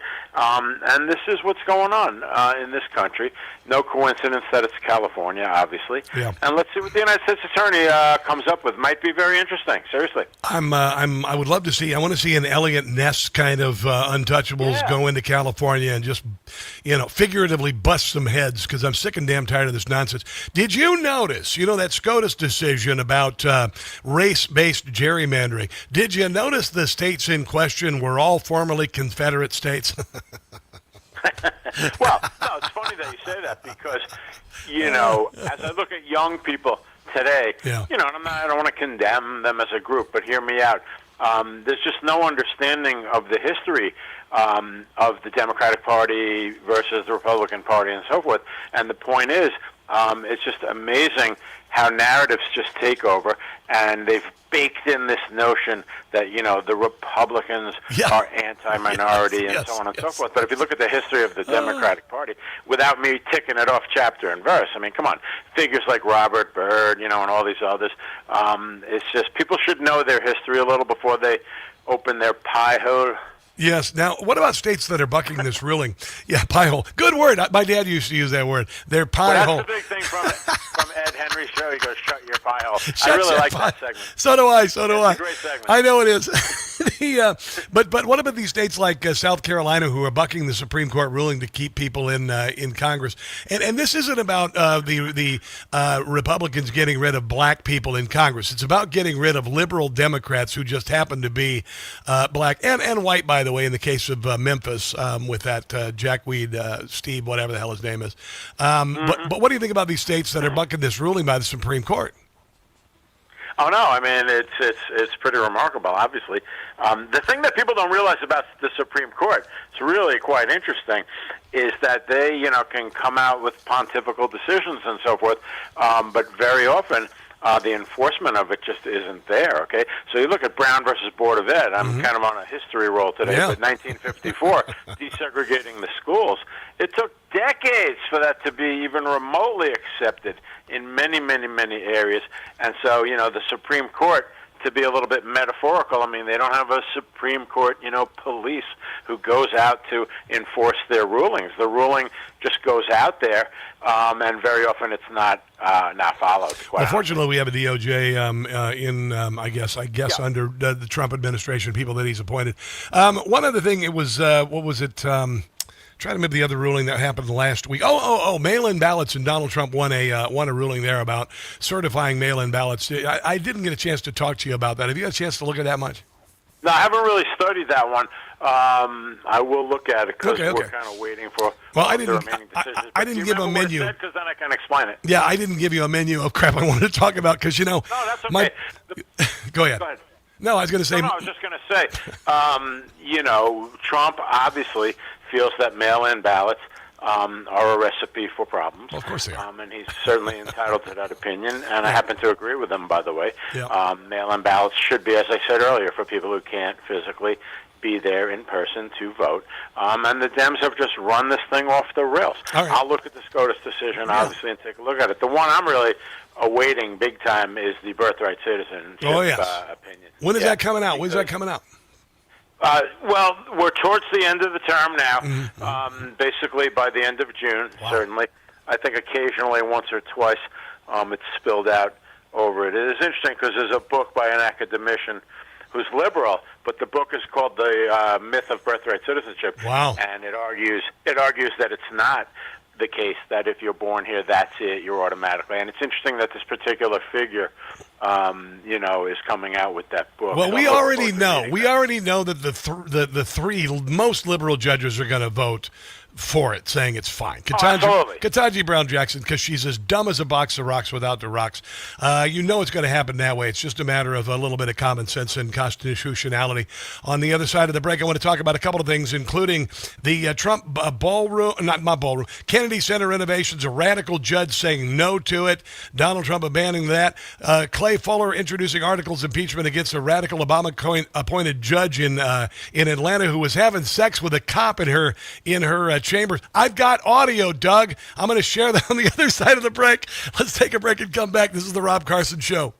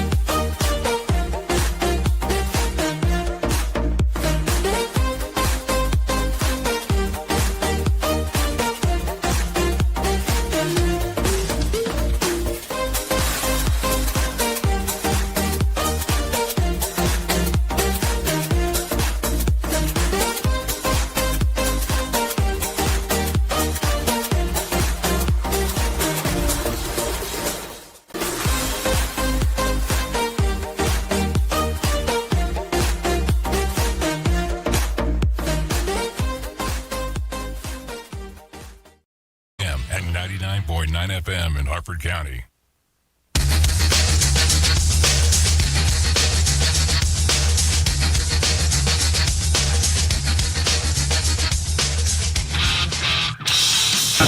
We have a lot of sources of funding, and a lot of people have asked me to stay involved with the Kennedy Center. We had a judge who's totally conflicted, but that's all right. He's a totally conflicted judge, should be ashamed of himself. But they've asked me in the strongest of language to stay involved with the Kennedy Center. We want to see, because the building it's very dangerous, number one. Number two, it was losing for years tremendous amounts of money. So I'm considering that, but a lot of people have asked me to get it fixed. Yeah, the Kennedy Center is a mess. It smells like mothballs. I've been there.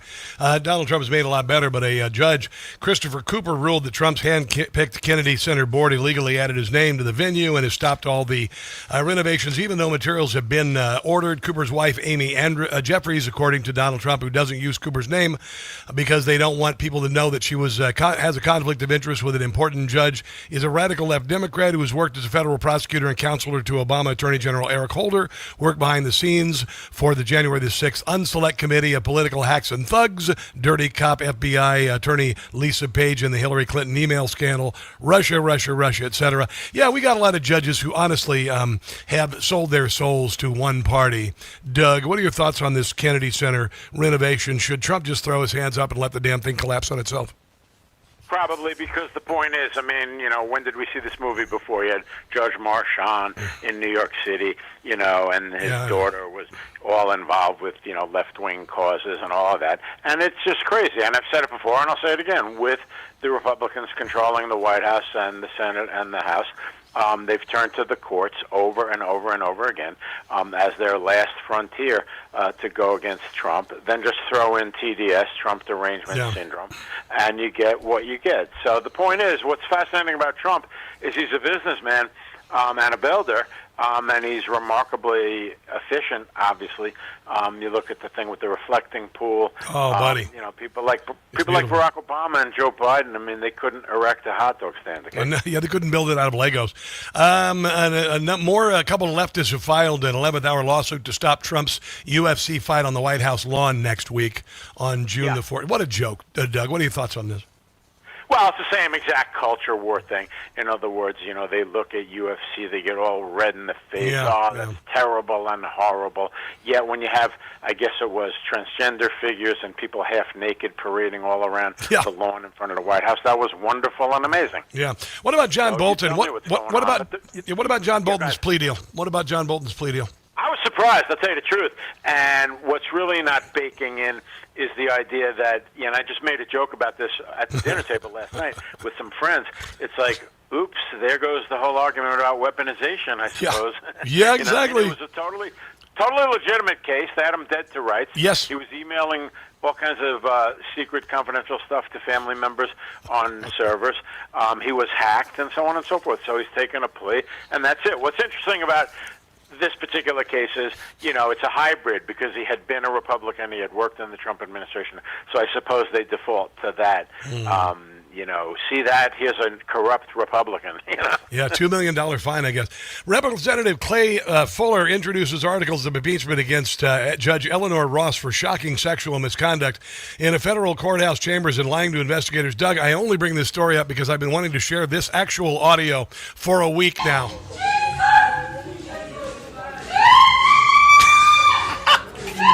This is real.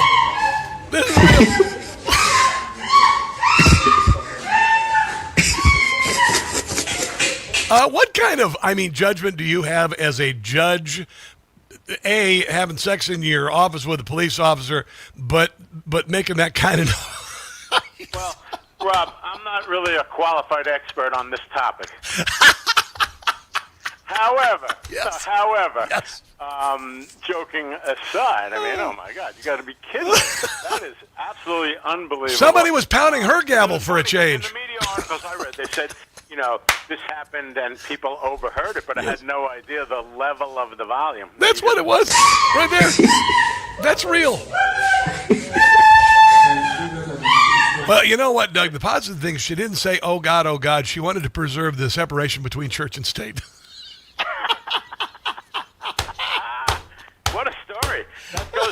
into the annals. I've been covering legal stories for 20-plus years. I got to say, this is one of the trickier ones to cover. Yes. And I don't really have a formal opinion on her conduct. But jokes aside, I mean, look, she could be reprimanded, she could be censured, ostensibly even be impeached. We'll see what happens. Yeah, don't let somebody else pound your gavel, Doug. That's the deal. That's the big thing. And on that note, we will say goodbye to Doug Burns. As always, a pleasure having you on, bro. We'll talk again soon, okay? Thank you, Rob. Take care. All right. Doug Burns Law, by the way. Doug Burns Law on X. Let's take a break and come back. This is the Rob Carson Show.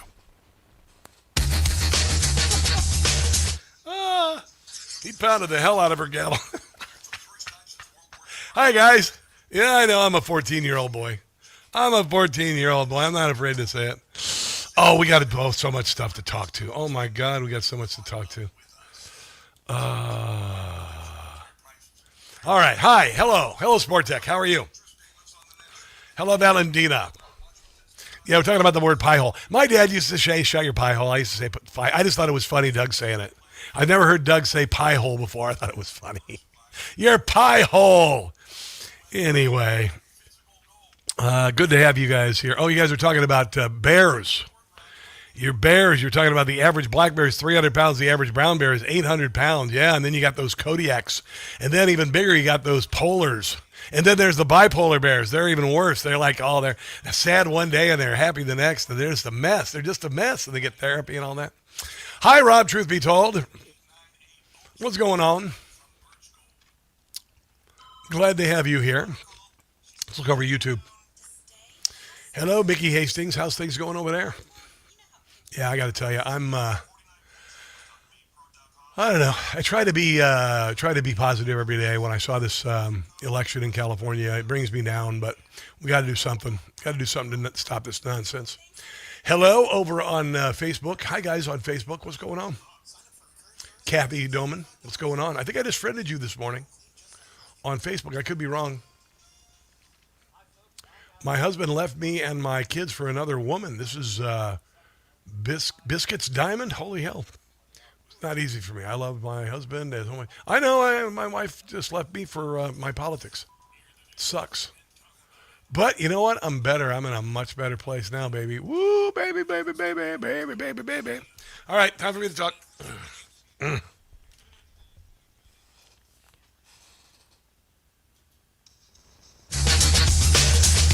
Yeah, 3.5 here. Okay.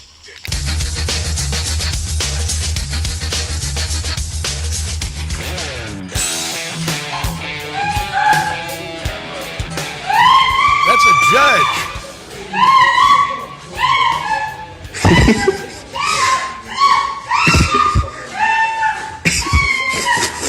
Normally when you're having relations in a public place, you don't make that kind of noise. I wouldn't want that kind of noise even in a private space. I'd be like, can you just kind of hold it down a little? You're embarrassing me here.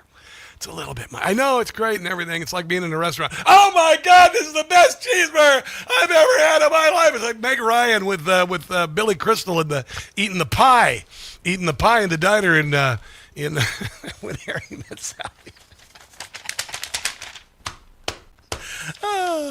I've been waiting to play that soundbite because you know what? I got the sense of humor of a 14-year-old boy. And most of you guys listening know exactly what I'm talking about. And most of you women who are listening are rolling your eyes going, oh, yeah, I'm married to someone like you. Yeah, I know. Went to the Talkers Convention this Friday. It's the second time I've been. The first time I went 5 years ago, nobody knew me. They knew me as like a music radio jockey. They didn't give me that time of day. I'm not saying that Michael Harrison, the guy who put it together, but just other people got kind of slighted by Brian Kilmeade. Fox News people, some of them, really look down their nose at Newsmax people. I'm just going to tell you that. And that's the case with a guy named Jimmy Fallon, who I never said anything. I don't like his show because he's so wacky and annoying. It's waka, waka, waka. It's Fozzie Bear. It's, hey, look at me. I'm going for the obvious punchline here. Can't improvise. He just goes for the obvious punchline. And he wears big, stupid, ugly jackets, and he doesn't look good on them. And I met him this weekend, and he was, I guess, polite. But then, there's a point when somebody doesn't give you the time of day. just doesn't feel you're important enough to just focus for a second, even though my podcast is number 10 in America, and Donald Trump watches my show religiously every week and has for years. So I've decided, not only do I not like his show, not crazy about him as a person either. And then his producer kind of just kind of threw a few bones and acted like she was kind of interested in what I say. I got to tell you, and I'm not saying the major personalities on Fox, because Lawrence Jones I met the last time I went to Fox News. He was wonderful. Lawrence Jones was wonderful. But there are some people who it's just like the movie Anchorman. TV people are really weird. They get all competitive and weird. And I enjoy the conversation. I enjoy the competition. If I met Greg Gutfeld, I'd hang out with Greg Gutfeld. I'd have a cup of coffee with him and have no issue whatsoever. And I'll bet you he's cool as hell, because he says, I know that he knows Mary Walter, and Mary Walter said he is great. He is absolutely great. But I don't like being slighted by people. And that's kind of how I felt. I had an amazing story happen to me at Talkers that was, it stopped me in my tracks and brought me to tears. And I'm going to share that with you next hour. We're also going to cover all of the nonsense about Graham Plattler, the Nazi. He's a Nazi. He knew exactly what the tattoo was. He's an animal. He's an awful human being. And he's also a creation of the Democrat Party. They've lied about everything. We're going to get to that, among other things, in the final hour of the Rob Carson Show. Let's take a break and come back. Don't go anywhere.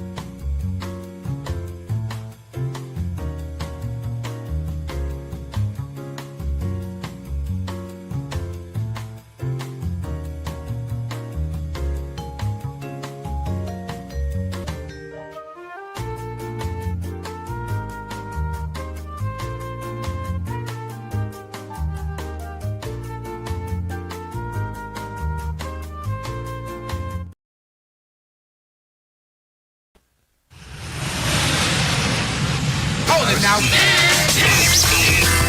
You are about to hear the most interesting, informative, thought-provoking, and funny show in America. On air and on the World Wide Web. This is the Rob Carson Show. This is the Rob Carson Show, hour number 3, back from a couple days off. I was, my kids came here. My son and my daughter are with me. My son leaves a week from today. My daughter stays all summer. She's got a teaching assistant position with an art summer camp for kids. I'm so thrilled. My little dog is back here. I hadn't seen her in nearly 7 months. My mom gave me this wonderful little Shih Tzu named Desi, and I tell you, I love it. Loving that dog up the last couple of days is so good. Oh, my Lord, it's so good. So good, so good, so good. Depending on where you are, at the top of the hour, you heard a story about how Americans don't really love America anymore. And it's because the leftist media has been trying to destroy America for a very long time, the Democrat Party, saying that America's a slave nation. And it's worked beautifully, by the way. It's worked beautifully. I normally don't play audio from the Harpies from Hell show. Gosh darn it. The View. But I want you to listen to Sunny Hostin, spoiled, entitled Brad who's never worked a day in her life. I, too, sat with Dr. Gates, and I learned a lot about my history. I learned that I'm a descendant of the enslaved who built this country for free. No, they didn't actually. Irish and Germans and English and Italians and Greeks and all sorts of people from all over the world built the country. The slaves worked on the plantations, largely just benefited the plantation owners. And that part of my family also enslaved others. And so I think we have a very complicated... My family came way after the Civil War. I had nothing to do with slavery. History here. Yeah. I think it's a very complicated country. And at this It's the greatest country in the history of mankind. It's obvious on every metric. Point, I am embarrassed at our government. I'm embarrassed. I was embarrassed when Joe Biden was the president. At our lack of health care. Obamacare was supposed to fix that. I'm embarrassed on the assault on the press. I'm embarrassed. No, the press has been one-sided and one-dimensional and corrupt. Of our Congress. I'm embarrassed by the criminal felon president that is in all of that was political indictments. You know that as well as we do. The Oval Office that has a UFC cage on the White House lawn. I'm going to really go. American, Sonny. I'm embarrassed about all those things. And I'm also embarrassed at how America is now seen across the globe. I don't think that many Americans the world is shuddering at our strength. Understand that we are part of a jealous of our economy. Wonderful global community. And when you look screw Somalia. I don't am want to be a part of that community. At our allies are now giving us a 1-star rating as a country. Oh my God, that's terrible. Who cares? While I am conflicted about this country because I feel that it is at this point a failed experiment. Oh my God. How dare you, you wretched, awful woman. You look at everything that America has given the world. London and Paris were around for 1,000 years. They were still using the streets as latrines when we were founded, and in 200 years we flew to the moon and played golf. You awful, wretched woman. You talk about how racist we are. The greatest people of color to exist, whether it be science, whether it be jurisprudence, whether that be athletics, whether that be performance on every metric, came almost exclusively from America. We invented rock and roll. We invented the steam engine. We invented the internal combustion engine. We made the world smaller. We brought the world standards up from a life expectancy of 35 years, much, much higher. My God, woman, shut up and do your stupid show. I'm so done with it. She just pissed on everyone in this country who has fought and died for this country. She just whizzed on every Civil War soldier of the North who fought to free the slaves. She just whizzed on every civil rights leader who changed the world. She is, I swear, I'm not going to play any more View audio. I am so done.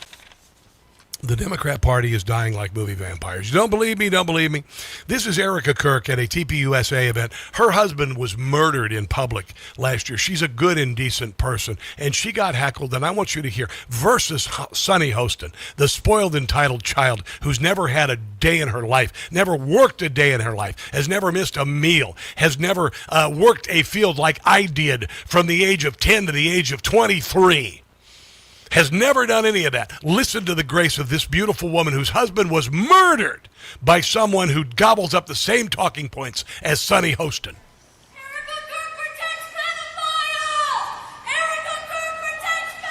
Erica Kirk protects pedophiles. The most outrageous and ridiculous thing someone could say.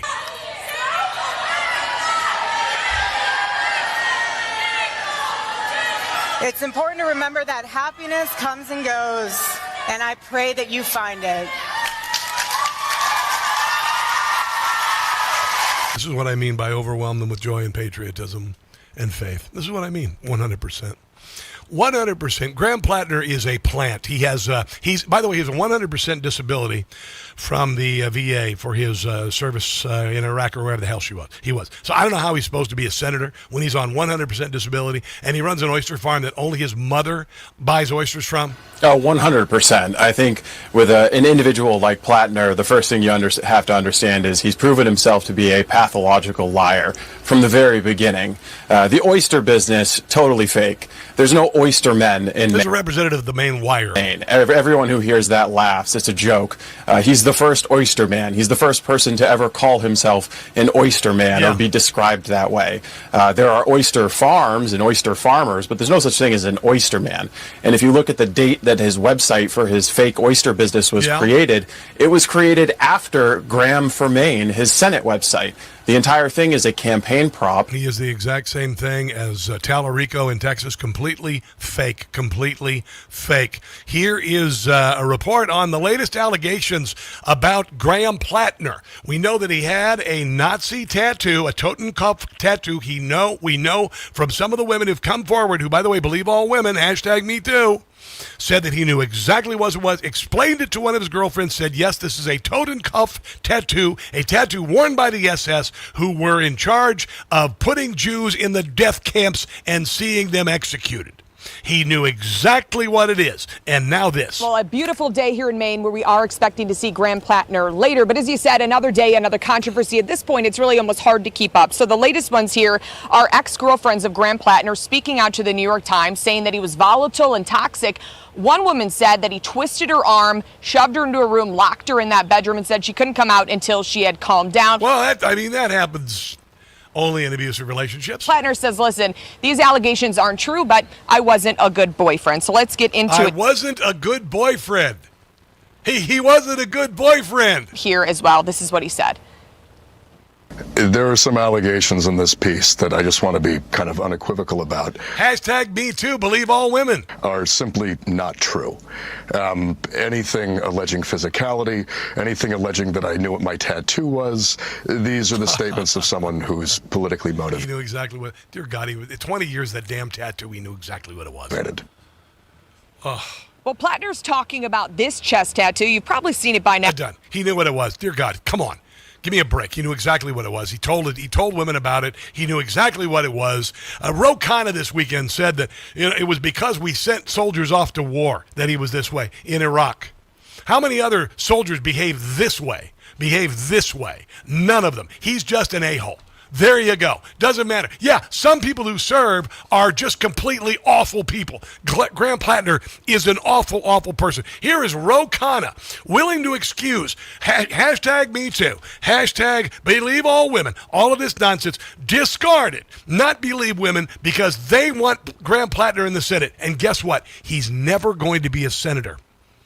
I mean, actually, I shouldn't say that. No, he's great, and you should vote for him in the primary coming up. View, there's nothing credible at this point? My view is that even according to the New York Times piece, they said there was no harm, no injury. There was toxicity. No harm or injury. I mean, he just shoved the woman in a closet and, manhandled her and, call her names and stuff. But he was a bad boyfriend. And there was verbal intimidation, which I... Verbal intimidation? Who hasn't verbally intimidated somebody? Condemn. But Graham has made it clear that there was no evidence of violence. That, to me, is a red line. Oh, I can't wait for them. It's going to come crashing down on them. It's going to come crashing. Everybody who's done this, everybody. Where's Adam Schiff on this guy? He's not defending him.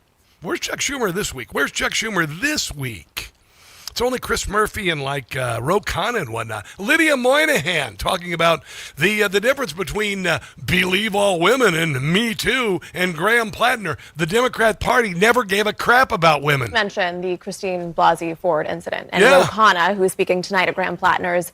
Christine Blasey Ford didn't even know where the party was, what year it was, and had no witnesses whatsoever of the alleged incidences between her and a Supreme Court justice back in 1982 or so. Event was very supportive of her, and the Democratic ethos for a long time was believe all women.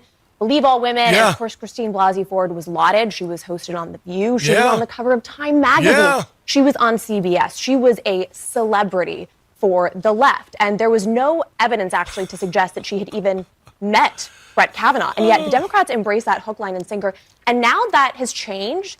And it's only changed because the accuser against Graham Plattner is a Republican. Yeah. That is it. There is no difference. The only reason they want to discredit her and the very people who were defending Christine Blasey Ford are now attacking. Look at the lows the Democrat Party is willing to go to try to get a victory.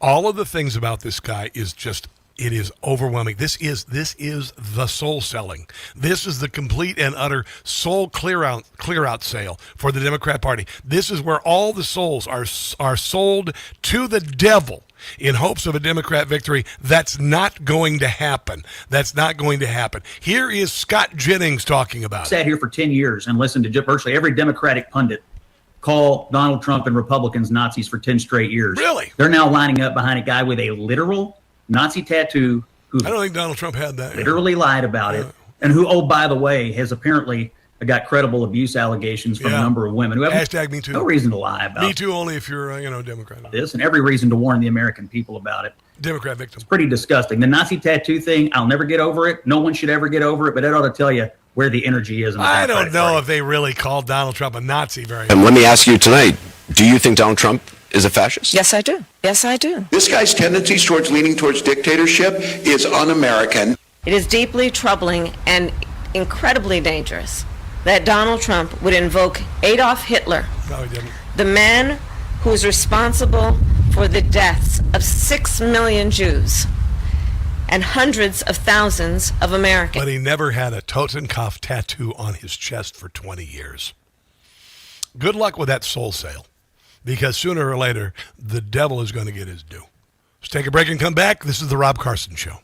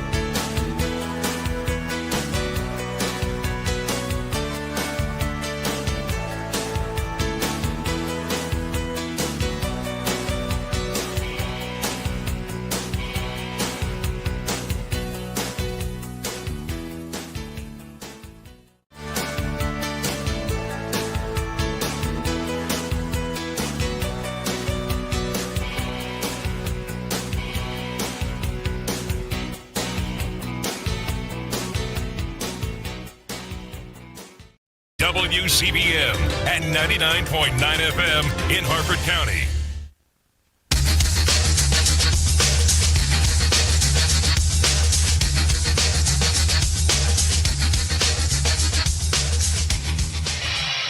Graham Plattner.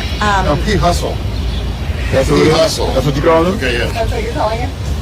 Oh, no, that's how he described himself. P. Okay. Hustle. P. Hustle. That's his name. I mean, the MSN folks, you love P. Hustle? And not MSN now? We're asking you. Because he's awesome, right? Was it the Nazi tattoo? Is it the insults and the kick account? How do you think Democrats should handle this? He's likely to become the Democratic nominee for the Senate next week. Some Democrats will defend that mess. I will not. So it's really up to Maine voters. So the people on MS Now, they want to defend a guy with a Nazi tattoo? Wow. Okay. If he want to defend a guy that describes the American Army as absolute trash, okay. If P. Hustle said that a Purple Heart awardee is a dumb that doesn't deserve to live. Okay. A guy that was probably dropping pics for a decade on Kick. Why is that's pictures of his private? P. Hustle on Kick. I mean, Kick has serious issues.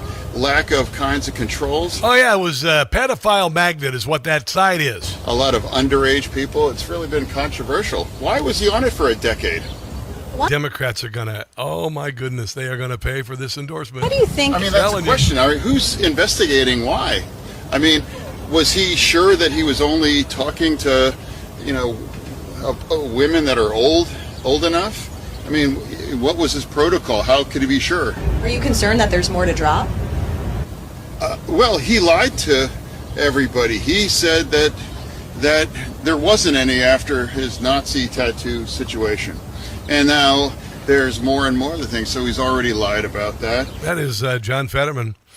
But no, I think you should vote for, he's all of these things are lies, so you need to vote for Graham Plattner. You will definitely not regret it.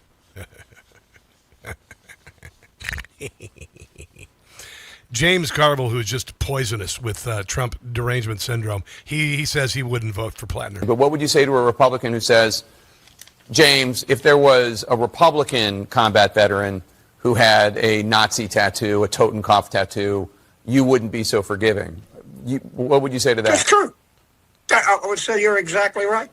If that person was a 4-time combat veteran, I'd say I'd never vote for him, or maybe it's her now. We have women in combat.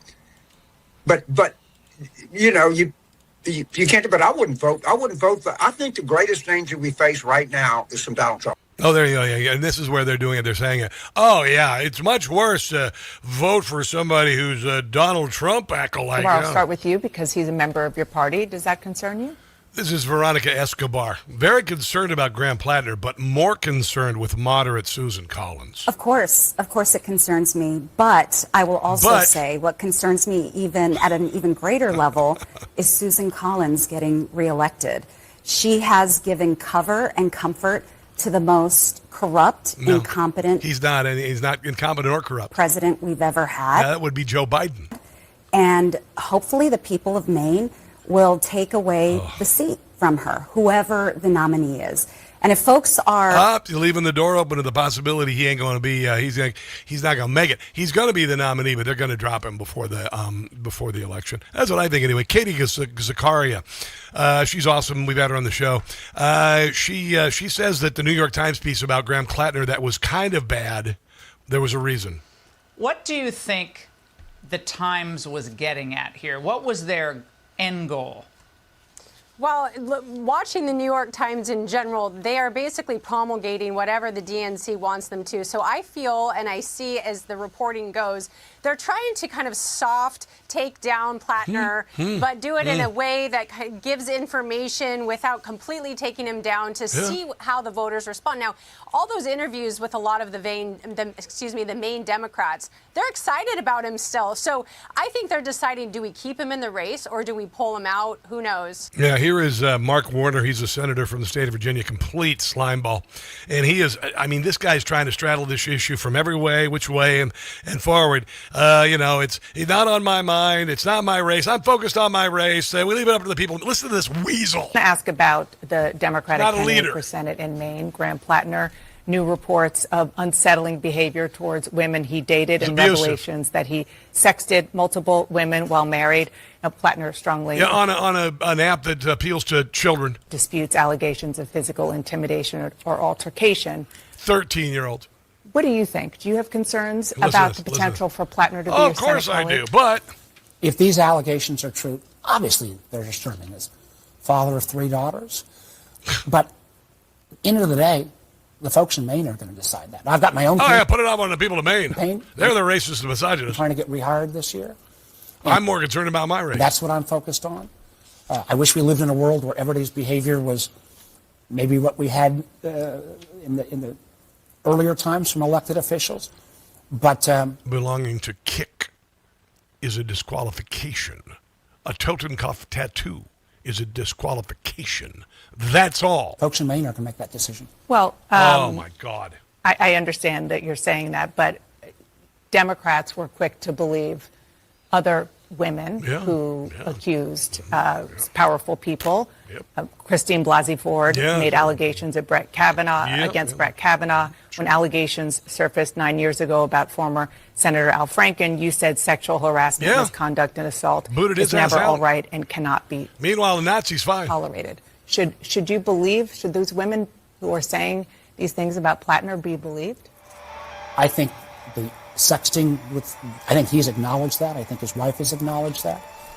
This is a guy that served, had PTSD. Oh my God. End of the day, though, is it really? When you sell your soul, the devil will get his due, and the bill's coming. Plattner's not going to be the nominee. Eventually, they're going to pull him out of the race before the election, try to put in the Maine governor who pulled out. There you go, but I hope he stays in because he's going to lose. Let's take a break and come back. Gordon Chang next.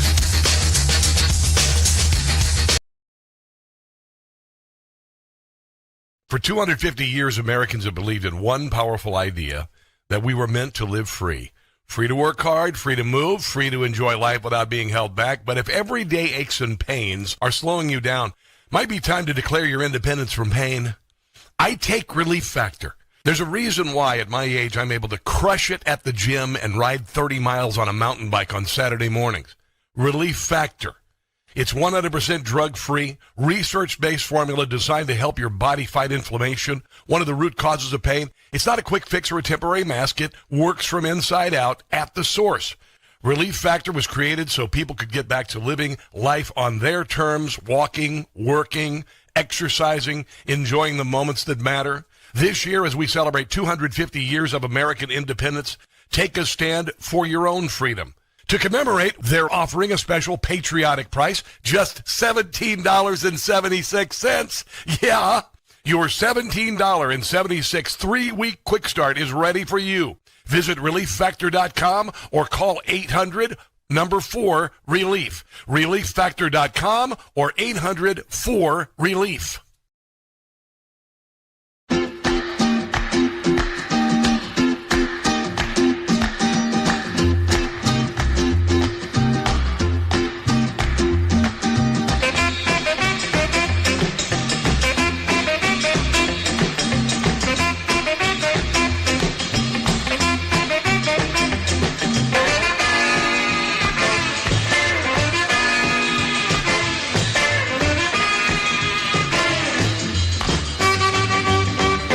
Deported.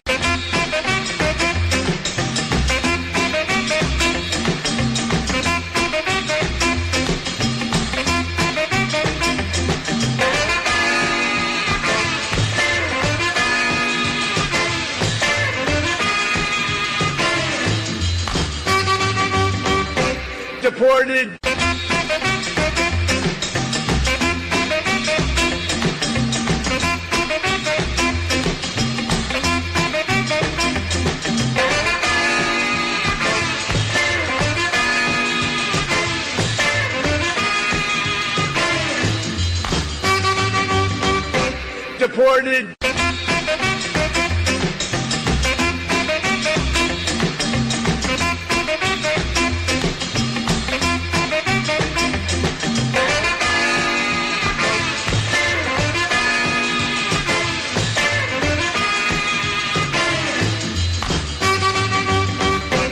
Get them out. Ready? Are you ready? Get them out of here. Get them out of here. Get the hell out of here.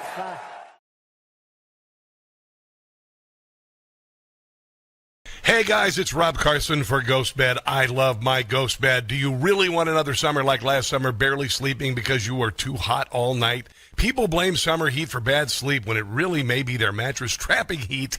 And if you're already sleep hot, summer only makes it worse. That's exactly why I switched to Ghost Bed. Ghost Bed keeps you cool all night. No waking up sweaty, tossing and turning, or throwing the covers off at 2 a.m. Cooling tech is built into every mattress. It's not some expensive upgrade you have to pay extra for. Hot sleepers are some of Ghost Bed's happiest customers. Read the reviews. Incredible support, less stiffness, deeper sleep, more rested mornings. Ghost Bed gives you 101 nights to try it at home. You can sleep on it all summer long and feel the difference yourself. How many more summers are you going to waste on bad sleep? Ghost Bed is offering my audience an extra 10% off. With financing, some Ghost Beds come out to around $1 a day. Go to ghostbed.com/Carson. Use the promo code Carson. That's ghostbed.com/Carson. Promo code Carson.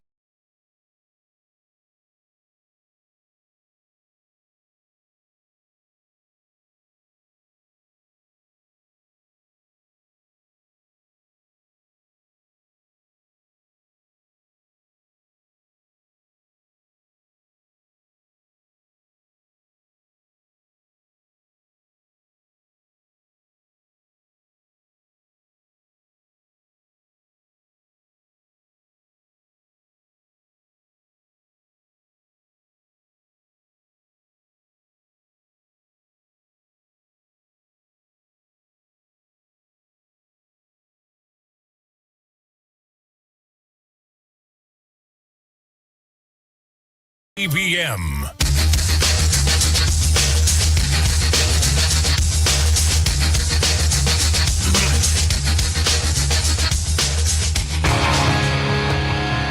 It is the Rob Carson Show.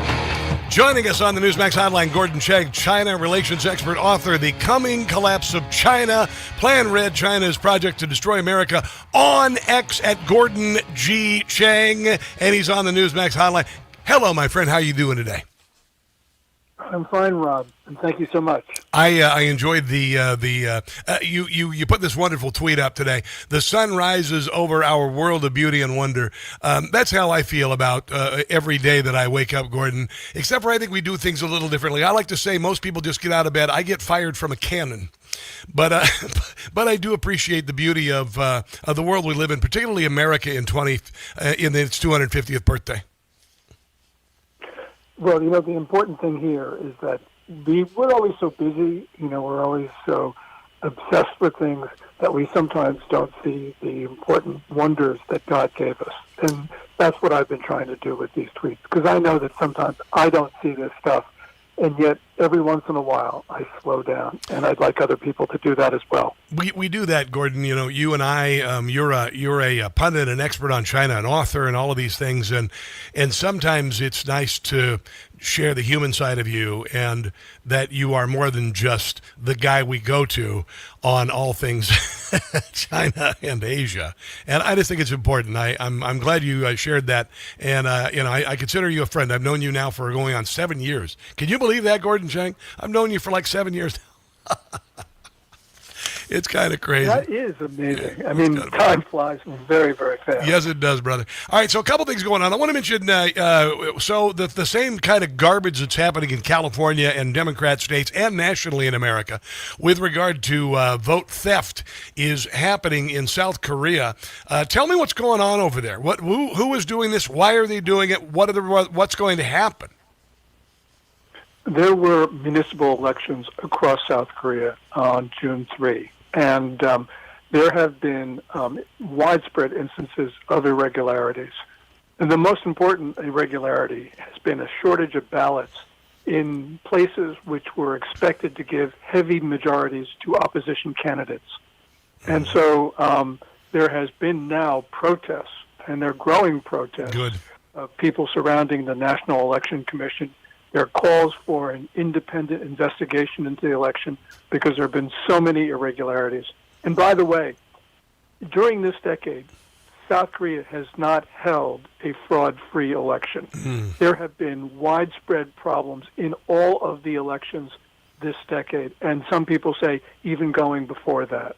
Is the fraud coming from the left like it is here? Is it impacted by China? I'm assuming. Yes, it is. Right now we have a deep leftist president, E.J. Mung, and what we're seeing at the National Election Commission now and in previous elections, basically fraud by the left. Wow. Now, that's not to say that the right doesn't commit fraud in Korea. It does. But what we have seen recently is the left created irregularities across these elections, and so it is helping leftist candidates. I am interested as to the reaction to it and the protests, because I would like the same thing to happen in Sacramento today. But you suppose this is a pretty big groundswell? Is this going anywhere anytime soon? It's certainly the crowds in Korea are growing. Good. And this is important because people are now just said they've had enough. Yeah. We go back to the first election that I followed in Korea, which was the 2020 National Assembly election. Yeah. And there, the fraud was so open, so widespread, that people were saying that the results were, they were saying that God had to have committed election fraud for this to be so widespread. Well, it's the way it is in California. It's right out in the open, Gordon Chang. It's right in the open in California. Yeah. There's a way to deal with this in the United States, and neither party will back this, but it's very simple. You can have essentially fraud-free elections if you have only paper ballots, if you count them in public, and you have voter ID. Yes. You do that, you eliminate almost all the fraud. This is what they want to do with the SAVE Act. Yes, but we need to go to paper ballots. Yeah. Just in all elections. In Taiwan, what they do is they have clear plastic ballot boxes. Wow. And everyone can see that there are no ballots in as voting starts. Then when voting ends, an election official will hold up every ballot to people in the room. And so everybody has a tally, which means it is not possible to fake tallies. I don't understand how in this country we can have municipal workers in rooms that are closed off to the public counting ballots. Well, that to me is just a recipe for fraud. Well, it is fraud. Dear God. I mean, we're not stupid. I know. Honestly, I use that expression. I know there's voter fraud in America because I'm not stupid. I get tired of trying to fight against people who are telling me that the sky is green. Let's move on to Iran. What's going on in Iran? They are proving after 2 months of a ceasefire that they cannot be trusted. I am hoping that some sort of resummation of military action is going to happen. It's already happening with Israel. I'm hoping the United States will finally put the IRCG out of our misery. That said, what about China and Iranian oil? Yes, there are two ways that Iran is continuing to sell oil to China. One of them is reported by the Wall Street Journal about a week ago, in which we've known for quite some time, and that is ships of the Dark Fleet. They will leave the Strait of Hormuz. They'll go off to places like the coast of Malaysia. There will be ship-to-ship transfers after the ships turn off their transponders, and then the oil will end up in China. The other way is there's a rail line that connects Iran to China. And on that rail line, there are tank cars full of Iranian oil going to China. Wow. Now, it's not an enormous amount of oil, not nearly as much as you can ship, but nonetheless, it is important. And it's important for the United States to cut it off. Yep. And it's not just a question of cutting off the money. It's a question of showing both Beijing and the IRGC or whoever is running Iran right now that the U.S. means business. Mm-hmm. President Trump can do this. Mm-hmm. He's known about this forever, and he hasn't done it. And the American people need to say to our president, look, if you're in this war, then finish it. Yes. Win it. Yes. Do not let the United States to be humiliated as the IRGC or whoever is running Iran is humiliating the United States right now. It sounds like we're kind of on the same page here as far as what needs to happen, and I've been predicting this since the day the ceasefire was started. I think it's foolhardy. I think they have shown that all they're doing is rebuilding their missile batteries, etc. They started firing missiles at Israel again. They're just as belligerent as they were at the very beginning of this, and I think we need to put them out of our misery with Israel's help. Your final thoughts on this, my friend? Oh, absolutely. Yep. I mean, if you're in a war, you should win it. Yep. I don't, people are saying, let's try to manage the situation. No. Let's try to come to a negotiated agreement. You can't do that with the Iranian regime right now. No, you so can't. You've got to go out and win the war. Absolutely, 100%. Gordon Chang, I appreciate you finding the time for us today. You've got a host of books, as I mentioned. China's Project to Destroy America, Plan Red, The Coming Collapse of China. I could go on and on. Gordon G. Chang on X. Gordon, thank you so much for your time today, man. I appreciate you. Oh, I appreciate it so much, Rob, and stay safe. All right, let's take a break and come back. This is the Rob Carson Show.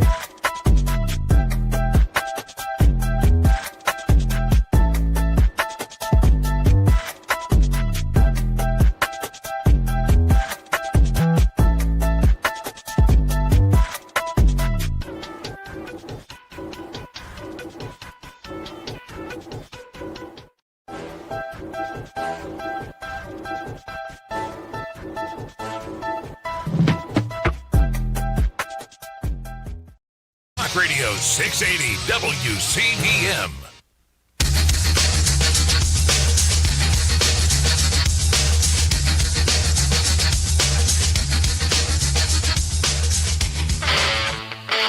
An amazing interaction that I had at a talk radio convention on Friday. I'm going to share that in a moment. Buy gold and put some silver in your pocket. I know what you're thinking. Everything's expensive. Why am I going to buy gold? Well, you need to pull your head out of the sand. One thing you can control right now that doesn't cost you anything out of pocket is diversifying your retirement savings. Birch Gold can help you convert an old IRA or old 401k from a previous employer. or an IRA into a physical IRA in gold. I had a 401k from when I sold cars, and it was doing nothing, just laying there like Joe Biden on a lawn chair, pooping his pants on the beach in Rehoboth Beach. Right now, Burt's Gold is going to give you a special America 250 1-ounce silver round for every $10,000 you purchase by July 10th. It's a keeper, like those bicentennial quarters you still run into every once in a while. 10 years ago, an ounce of gold was $1,200. Today, it's around $4,500. Where will it be 10 years from now? Text Rob to 989898. Take advantage of a free America 250 silver with qualifying purchase before July 10th. It's coming up July 10th. Again, text Rob to the number 989898 for that free silver round when you purchase $10,000 in gold, and then you can sit on it and watch it grow, ladies and gentlemen. I'm not going to say anything about that. Text Rob to the number 989898 today. I met this wonderful woman. I had been running audio from Kathy Barnette's show from WPHT in Philadelphia. She had a panel of black men on her show talking about why they were leaving the Democrat Party. And I've got a little sample of it here. Hold on one second. At best, I'll have these N-words on Democrats. Start that again. I want you to hear the whole deal. Here it is. From my research, Lyndon Baines Johnson said it best. I'll have these N-words on Democrat for the next, 200 years, he said something like that. And when you have a party that is promoting everything that this book, the Bible, goes against, at a certain point, people are just like, oh, this is crazy. Multiple genders? What is that? I can't even discipline my children anymore because you want to take my children away from me? What is that? You saying my wife should leave the home and not me? What is that? I can cut my genitals off and I could become a woman? What is that? Now, I didn't realize this was just a weekend show. And I see this woman walking there, and I see on her name tag it says WPHT Kathy Barnette, and I went, Kathy Barnette! She's like, what the hell are you? I said, I've been using the audio for your show for about a month now. And she goes, that's why it blew up. That's why it blew up. She just does a weekend show, but she's also an author. She used to work with Vivek Ramaswamy during his presidential campaign and all of this. And she's, I can't believe it. It just all of a sudden it just blew up. Just out of nowhere. Everybody knew about me. I was watching thousands of views and all of this. And, of course, I'm going to take credit for it. Are you kidding me? Duh. But I had a delightful conversation with her. And later in the conference, this talkers conference in New York on Long Island at Hofstra University, the best broadcast program in the country, the head of Newsmax podcasting audio, Ralph Renzi, who's just been hired earlier this year, and our revenues are up 300%. We became top 10 political commentary podcast in America, number 42 for news, number 250 out of the 4.8 million podcasts, number 250. Ralph Renzi was a big part of that. Of course, my content also helped. But Ralph said, man, I need you to come over and tell Kathy something, because I talked to her several times since then. And he said, Rob, would you mind sharing with Kathy what happened why you were given up for adoption? Now, I have no problem with this because I've been talking about it for a while, and I want to witness to people. So I said, Kathy, this is going to be hard. My mother gave me up for adoption because she was raped. And she looked at me, and she said, that happened to me too. My mother was raped. And she collapsed into an embrace with me. I didn't expect it. I haven't cried about it since the day I found out about it. I internalized it. I've shared it. But as far as the emotion surrounding it, I put it down so I could witness to you about it. And I knew it would, resonate with people who want to keep a baby. And we cried. I did not expect this.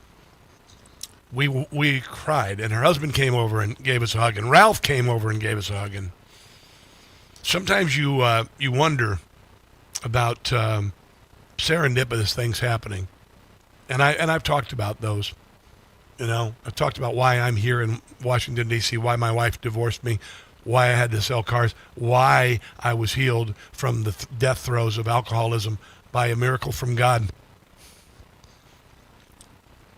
Then I meet this woman who I just discovered a couple weeks ago, hearing her show, hearing what she had to say with this panel, going, wow, wow, wow, this is really neat. And then running into her and then having that happen. There has to be something going on. Somebody just said on the Rumble chat, it was a God thing. I believe that. I believe that. I wanted to share that story with you. I mean, it was a convention. It was wonderful after doing radio since 1989 as a kid. For the first time in this industry that has slighted me, I had to sell cars for 3 years. Recognized what I'm doing here after putting all my stuff in a U-Haul trailer and hauling it behind my Bronco 10 months ago to Washington, D.C., building a studio with my own blood, sweat, tears, and money, and then going from there to where I am now, and then in the midst of all of this, meeting this woman with her story, I just thank God for it. I just thank God for it. I'm still trying to make sense of it, but I thank you, God, for it. We're going to have Kathy on later this week to share, but I wanted to share that with you.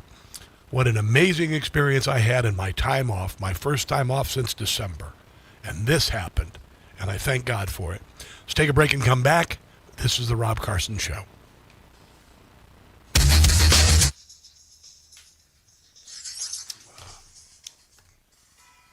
I apologize. God has put me on a long, strange trip, man. God has put me on a long, strange trip. It's been a circuitous route to get here. I was telling Kathy, I went through a lot growing up, and abuse and bullying, and father leaving me at age 7, and stepfather was really rough on me. It's brutal. Bullied at school. All sorts of stuff. And then the last 10 years, though, was even worse. The last 10 years was even worse. And 6 years ago, I got sober, got healed, and then after devoting my life to my wife, then she said, I want this to end. And so I said to Kathy, because she's been through some rough stuff, I said I wouldn't change a thing about what got me here, but I wouldn't live through it again. I wouldn't. I hope you feel that way if you've been through difficulty in your life. If you're going through difficulty now, I just want you to know I'll pray for you. It's not easy, but you just can't give up. You can't give up. The forces of darkness have been tugging at me. My daughter coming here with my son really helped me. But the forces of darkness have been tugging me. Not about drinking, but just about other stuff. Trying to convince me to turn away from God. I'm not doing it. I'm not doing it. Thank you, Round Up Pony. Time for me to talk.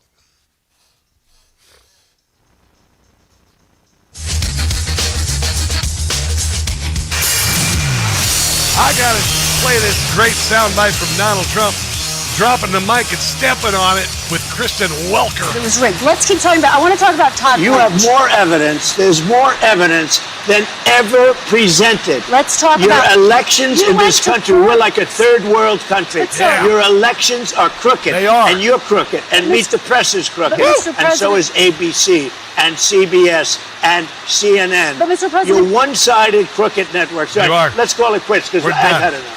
Thank you, darling. Have a good time. Mr. President, let's please. I traveled all the way to Wisconsin. Boo frickety I know. Yeah, I probably flew in a private jet or first class. Traveled all the way to You poor little thing. An hour, on and off in the rain, and I've given you enough time. You ought to straighten out your press because you know what? Mr. A President, country can never be great with a dishonest Listen, press. we traveled all the way to Wisconsin for this interview. Stepped on the mic. Stepped on the mic, baby. Enough is enough. Jim Gossett. Out in California, they are cheating once again. Thought we could use some comedy. Waiting for those phony mail-in ballots to come in. Kind of what I'm known for. Only one reason for the count to take so long. They cheated. Because on election night, the GOP was strong, finding ballots everywhere, creating votes out of thin air. Nitwit ramen noodle. The corruption, it runs deep. The media is sound asleep. She lost. If you think fraud's not involved, you're clueless, dude. Now don't tell me. Go to Sacramento. We're not getting screwed. Protest. Wouldn't be surprised if it went on another week. Oh, no. As Democrats connive and get the outcome that they seek. That's what they do. are screwing Spencer Pratt. There is no debating that. Do not concede. Do Hilton, not. he was in the lead till they got the votes they need. Everybody knows they cheated. Don't concede. Prosecuting Democrats should be pursued. Now don't tell me we're not getting screwed. No, don't tell me. Nope. We're not getting screwed. There you go. That is brand new from Jim Gossett.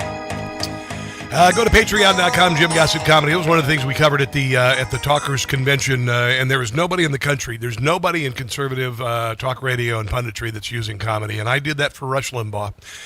They all recognize that I brought that to Rush Limbaugh as a young kid, and it's still alive, and it's still fresh, and it's still amazing, and I think it's one of the things that has caused this show to grow so meteorically. And we are just starting. I just started. This is my second job in talk radio right here. This is my second job. Rush got his break when he was 37. Glenn Beck got his break when he was 37. I got my break in my 50s. And we're just getting started. Conservative comedy is ascending because the left can't be taken seriously anymore. Overwhelm them with joy and patriotism and faith. God bless you, America's founding Donald Trump. He's doing a great job. Our troops that are going to kick Iran's rear end. And until Wednesday, don't catch the stupid. I love you guys. See ya. Information. Truth. Is freedom. Is Newsmax. It's real news for real people.